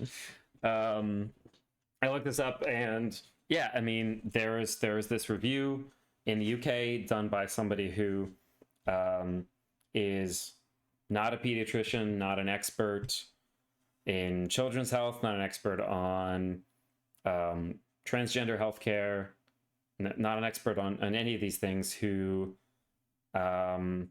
is now making it much harder for people to receive care in the NHS, and lots of trans people are complaining about it.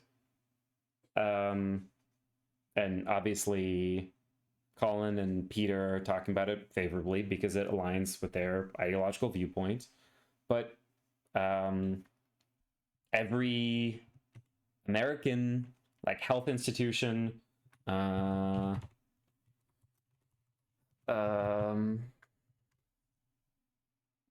should receive a safe and effective hormone regimen. Every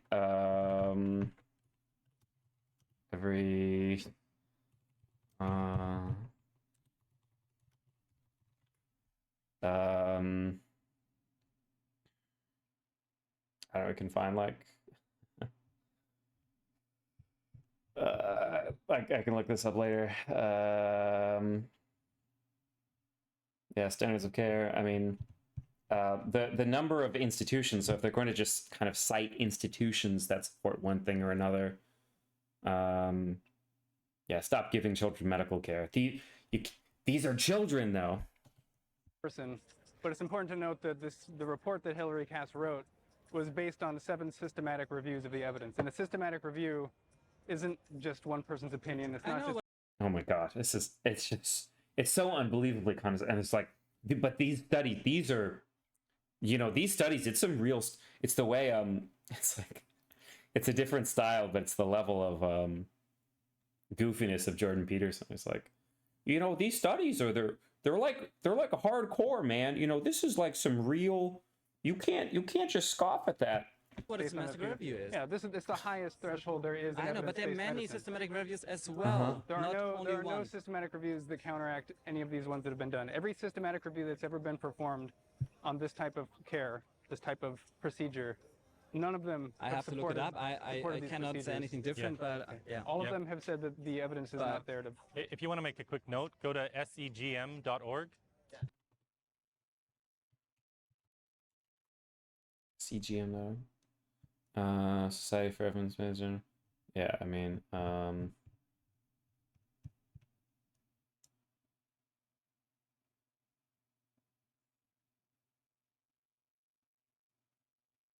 yeah, I mean, this is a website. Yeah. Have a conference, spotlight studies. Cast. Okay. Debates. Oh, looks like there's a lot of. Wait, skeptical of social transition, supportive of social transition. Okay, wait. Importance of biological sex, gender identity, Huh? Okay. Yeah, so this is like a resource for people who are like anti-trans, but supportive of social transition. Okay. Gender identity. Okay. After 5 years, social transition. Turns about early childhood social transitions. Rate of retransition. Okay, average of 5 years after initial social transition, 7.3% of youth had retransitioned at least once. At this period, most youth identified as binary transgender youth, retransition, cisgender. So retransitions are infrequent. Transgender youth who socially transitioned at early. Wow. Transgender youth who socially transitioned at early ages continue to identify that way. Retransitions. Oh, interesting. So they say retransition versus detransition. But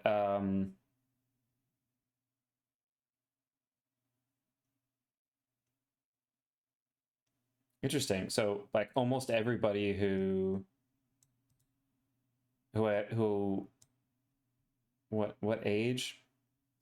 8. So everybody who's like an average of 8, almost everybody stays transitioned. Is this yeah. Huh. Okay, I mean, most youth. Okay. Only one had retransitioned to live as cisgender. This youth had begun puberty blockers, but not gender-affirming hormones.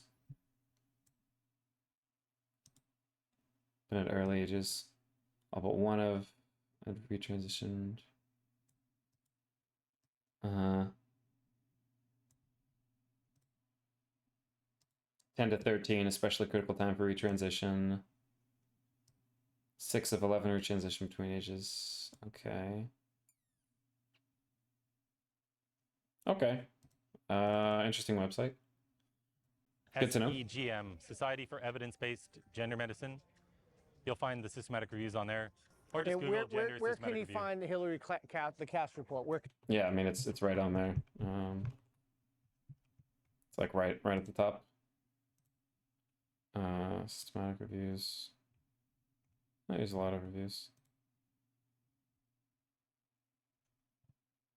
I mean, this would be good to study.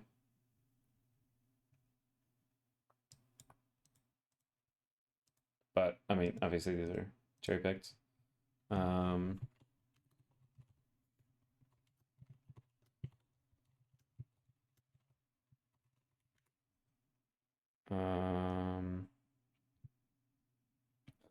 Okay.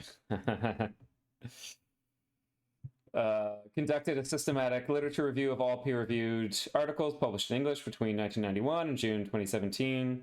Assessed the effect of gender transition on transgender well-being. Identified 55 studies that consist of primary research on this topic, which 93% found that gender transition improves overall well-being of transgender people, while 7% report mixed or null findings, and found no studies concluding that gender transition causes overall harm. Okay, so, but this is Cornell University. They're kind of, Jesus, these bots are getting going wild. This is Cornell University, though. This is kind of like a C or D tier university. You know, Cornell, nobody really talks about them as like a top university, so I would probably dismiss this. Not much to see there. Yeah. I mean, they're just, I would say that they're lying rather than just wrong, because even if somehow they don't know that they're wrong, the level at which they're presenting that they're right implies that they should have searched far enough abroad to find out that they were wrong. So even if they're honestly wrong, I would say that they're still lying. Castreview.org or something. Just Google Cast Review. Hillary Cass. Google I will look it England. up, but I will look also. England Gender Review, I you'll find it. definitely, I'm pretty sure that there are other scientists who found on something else. At least in Germany, it has changed that transgender is not anymore a disorder, but it's So in German. Like, I'm glad you it's brought up APA Germany because 5. they conducted one as well. It's systematic. Like it's now. There need to be a lot Get of. your phone. Thank you, sir. Germany just conducted a systematic review. They also found this wasn't helping kids. It was done within the last year, I believe, probably about a year ago. No idea about it. All I know about how it is in my field, and it has changed It is now German, that I called now the it is not a accent disorder correctly. anymore. And I think there needs, if there I mean, being gay was considered a disorder in the DSM, and now it's understood as just a form of human sexuality, a form of love. And I'm hoping we get to a place where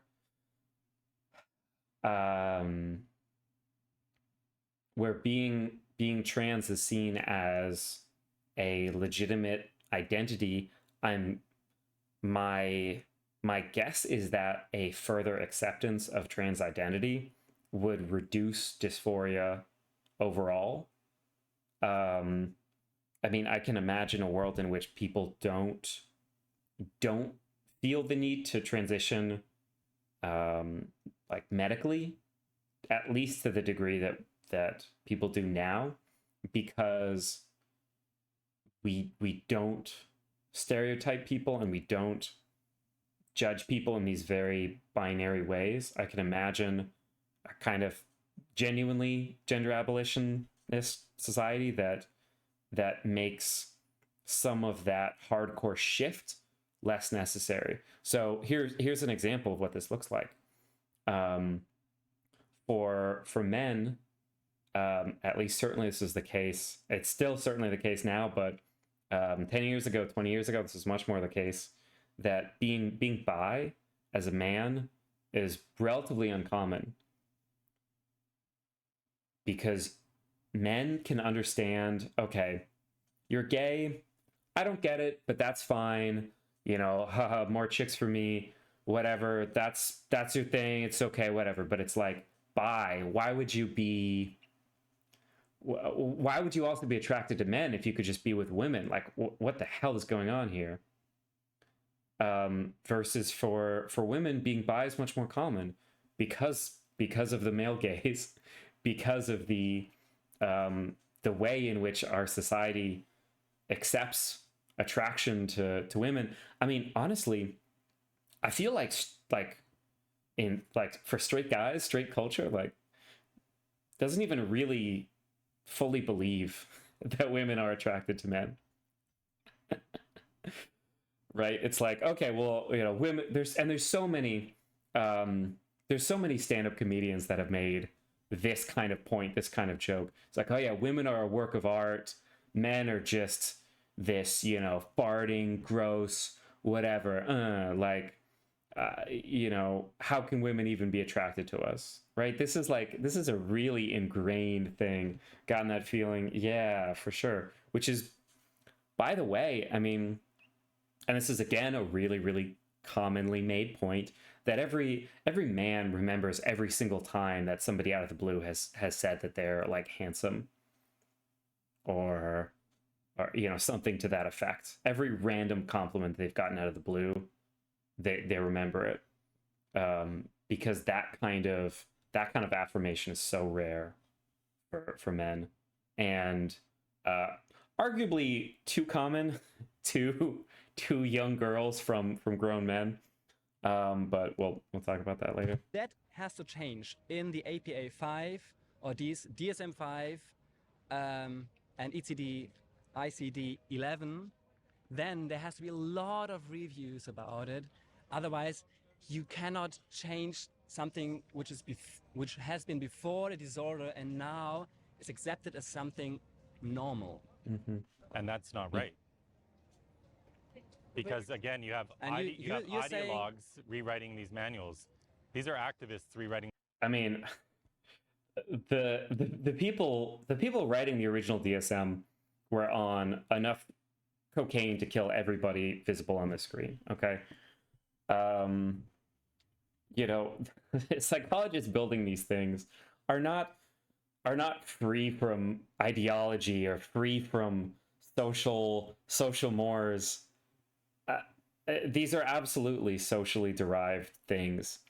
And again, this insistence that whatever I believe is just the hard, naked truth of the world, and whatever you believe is, you know, this fairy tale. These manuals. No, this is not based on evidence. You cannot write these manuals based on activism. No chance. Read Cover My Sausages. No chance. Sorry? No, I told Reed to cover my sausages. Ah, okay. I guess that joke is for them right there. I don't know what they're saying, but as a good moment of levity there from Peter. Okay. All right. Thank you. Thank you. Thank you very much. Thank you. Have a good day. My God, I mean, that guy was incredible. I hope, yeah, he's doing well. I would love to, talk to that guy. All right. So I want to do a debrief about the psychologist.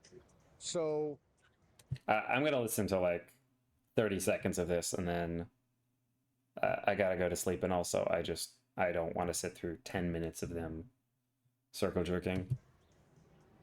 I have maintained from day one that this problem, to use your words, downstream. This problem starts in the academy, and everything is down. The media is downstream. They're getting these Okay, he's being kind of mask off about this. Okay. ideas from the academy. Fact. And then the people from the academy, they go to Wikipedia. But if I said to that kid, oh, all the That kid, that grown man, psychologist. Okay. peer-reviewed journals are captured, your professors I mean, he's got white hair. I guess you can call people kids. who read the peer-reviewed journal, they're ideologically captured. Everything skews to the ideology. Wikipedia is captured. Everything I disagree with is ideologically captured. Oh. Man, it sucks to be it's tough to be the last man against the universe. I think I was a conspiracy theorist. Like how do you possibly explain that? And your response was great. You talk about intersex and you do the, yeah, so And then you talk about intersex and you do the okay. Yeah, when someone brings up intersex and they want to say, well, there's more than 3 sexes, more than 2 sexes, break it down into the individual conditions. Because with him, I guarantee he's been lied to. Been lied to, and he's been so jerked around, and his mind has been scrambled, brainwashed for a very long time. And then he's gotten himself into circles of people who are also deceived. Well, if you were to describe the shape that they're standing in right now, can 2 people be a ring? And they're also spreading lies to each other. You can't undo all that. You can't. I like how they're talking about this, and there's this 10-minute debrief where they're just going to talk amongst themselves and just ideologically capture and just re-ideologically capture each other and just make sure they're all on the same page. I mean, you couldn't make this up. Like you said, and say, look, this is all captured, this is all captured, this is all captured. He'll think you're a conspiracy nut. Yeah. Huh. Yeah. Huh. But what you can do is you can get 1 or 2 or 3. Yeah, if you say every source that disagrees with me is they're just crazy. Yeah, people will think you're a conspiracy nut. Yeah, what do you do about this? I don't know. Things and break those down and present the evidence, and then you plant doubt about everything else. So he Thank you so much for coming what about through. Intersex people? What about them? Let's look at them. Intersexes and viewers like you who make these streams. Yeah, really worthwhile. Let me know if you ever want to come on and chat about these. I hope you're doing well overall. Umbrella term for a variety of conditions. So persistent Müllerian duct syndrome. You can Google it. It'll tell you right away they're all male. There's no highlights. Turner syndrome. It's You a can day Google ago. it. They're all female. Klinefelter syndrome. You can Google it. They're all male. And you can get into the exacts Right, this is using the definitions that he's working with. So of these yeah, conditions I could do a if you weekend. want to. Because what that does is he's learned now that, oh, I was confused about intersex. I learned something about 2 of these things. Maybe I'm confused about. He wasn't confused. He's defining things differently. Oh my god, they just can't get it through their heads. Other things as well. yeah. Because you can't present it all I mean, he's obviously unconvinced because that was unconvincing. to him. But by opening him up to doubt about anything, you open him up to doubt about everything. That's right. And what I thought was interesting when he kept saying, no, this is the standard, this is what sex means. This, like, how do you deal with those arguments when people say that to you? Well, my tactic, because It's just to say, no, you're wrong. That's he good was tactic. just saying, well, this is what Wikipedia says. I can show it to you. And so my I thing was agree like, with him. Wikipedia it probably would does say it might that. say it on there. So Okay. Wikipedia, sexes. How do I? Okay. Biological trait that determines whether a sexually reproducing organism produces male or female gametes. Sexual reproduction, zygote. By convention, organisms that produce smaller, more mobile gametes are called male, while organisms that produce larger, non-mobile gametes are called female. Produces both. Well, so this actually said it better than any that they could, which is by convention, this is what it is. So, most mammalian species of the XY. Male usually carries an X and a Y. Female usually carries 2X. Other chromosomal sex determination systems, ZW, XO, insects, maybe physically alike or dimorphic. Do not apply in undifferentiated species. Gametes are isogamous. Sexual reproduction. Yeah, I mean, distinction from gender, sex gender distinction. So, Wikipedia actually did say that, and he didn't say I can show you Wikipedia. He So said my thing just I is, can show I'm not you. just going to be like, well, I have a source. Look at this source. Then it's just competing, like who's got more papers than the other. So I tried just to say, well, let's think about what you're saying about chromosomes and hormones, and start from foundational principles about what sex is. KF. But he's just saying, well, his question of how would you know that a male produces testosterone? It's like, huh? Oh no. If you're saying chromosomes are doing it, then how the hell do we know what sex the alligator is? If it's hormones, well, how do we know what sex this? He was saying that all of those things. He wasn't super explicit, but he was basically saying that it's like the variety of the ways that those can vary basically makes up the universe of sex, which is also, I think, fine. It's more complicated than saying large and small gametes. That's fine. I think that's a fine This convention as annelid well. worm is. They don't have testosterone, but we still know what sex they are, because there's a universal definition of what it is. And so I'm asking him to think from first principles of how we know when someone is a male. How do we know males produce testosterone? How do we know males have Y chromosomes? I mean, he's thinking about it from this like very narrow. You can so tell that he did a PhD. This can happen a lot. I mean, what's hilarious is that he's the academic here on this particular subject of biological sex. He's the academy. He's the dude who did a PhD, and he worked in a lab, and he spent 6, 7, however many years in a lab where that's your entire universe of like how you think about things and what's real and what's not real. I mean, I went through that system. Mine was shorter because it was computational, but you can get very pigeonholed and think this is just how the world is because you're in this lab, you have this professor, maybe a couple professors that you're working with, you have your other students, and this is the universe of how things are. I don't expect him to it's hard to change your mind right there on camera, but I hope he thinks about that, because if you actually go through the logic, you realize that All right, take us through the logic.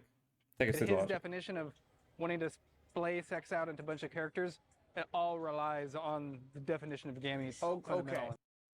How does it rely on the definition of gametes? If your gametes are one thing, but your testosterone is another thing, and your genitalia is another thing, and your hormonal development is another thing, how does that all rely on gametes? I mean, if you're insensitive to what your gametes produce, or if your gametes don't produce that, or... So I thought your final answer was great. I personally would not have answered it that way, but I thought it was great.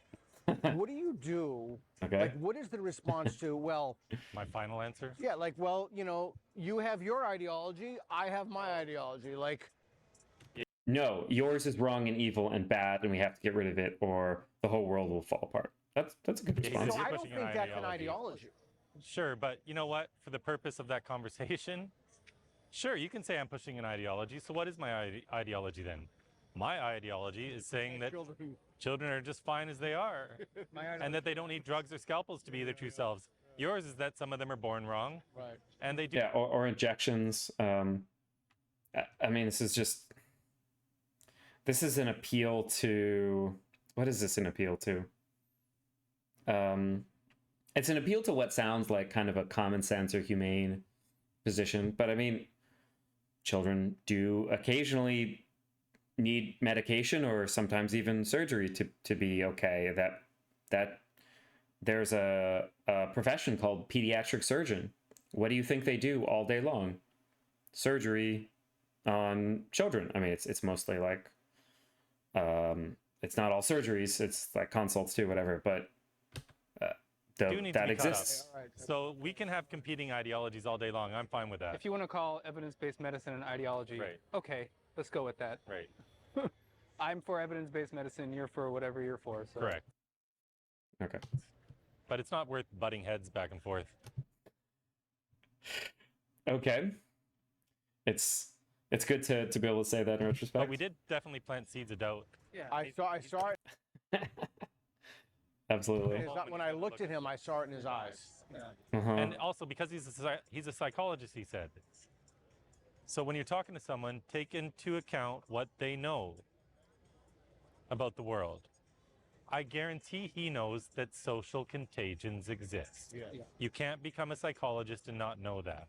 So bring What does Wikipedia say?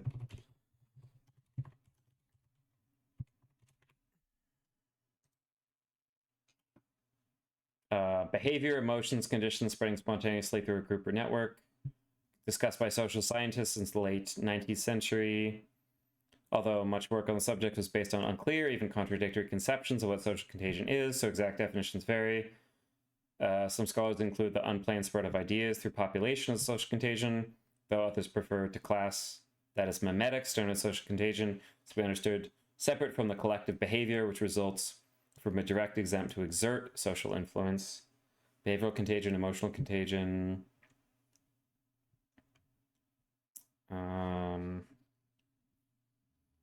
Dancing mania of the the Middle Ages. Wait, what? Dancing mania. St. John's dance. Choromania. Huh? Groups of people dancing erratically, sometimes thousands at a time. Adults and children danced until they collapsed from exhaustion, sometimes died. What? Huh. Wild.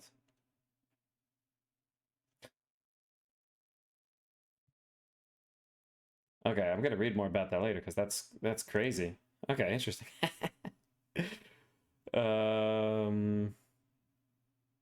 Cascades of desirable behaviors. Has suffered from lack of a widely accepted and precise definition. Okay. Yeah, I mean, positive contagions, mental health, anxiety, depression is a topic of debate. Repeatedly criticized for lacking clear and widely accepted definition, even though any idea of research is marked by definitional variation.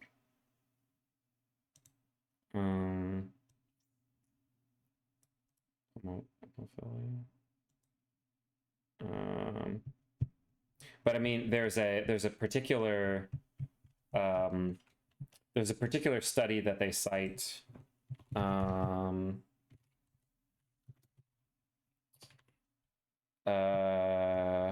Yeah.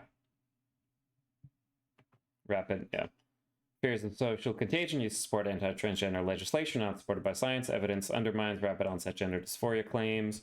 Recent study, yeah, was retracted for failing to obtain ethics approval from an institutional review board. Retracted. Oh no.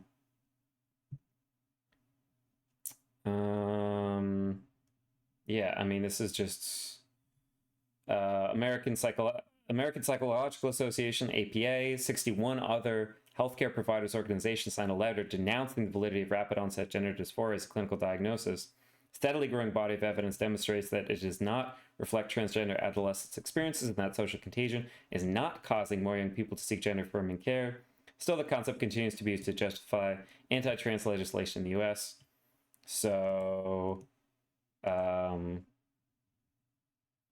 do clinical data support data from transgender adolescents?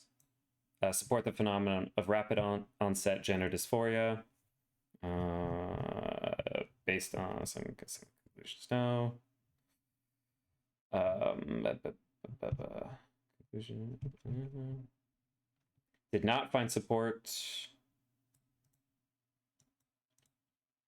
We're in the opposite direction what would be hypothesized. Yeah, so I mean, again, he's spreading pseudoscience. This is anti-scientific explicitly what he's talking about, which is, it's frustrating that he's being supported by two academics. up a less controversial example like bulimia, for example, or Yeah, whatever. that was good. Yeah. And he agrees. That's I good. didn't know that Yes, about I know. bulimia, by the way. Yeah. Yeah. Mia actually wrote about that too. But there have been a lot of them throughout history. I'm sure he doesn't know about all of them. He probably doesn't know about all of them. I wonder if this guy knows. I wonder if this guy will even talk about the dancing plague. He's a young man who just got out of academia not that long ago. Wait, how do they know? I don't know anything So about he it. also And has a false sense of Exactly, confidence. That's the problem. Yeah, he's a false sense of confidence. Okay. And the problem is his quote unquote educators are people themselves who either directly participate in the ideology. I mean, you could see it in him, right? So Okay, I can't say any more. Okay.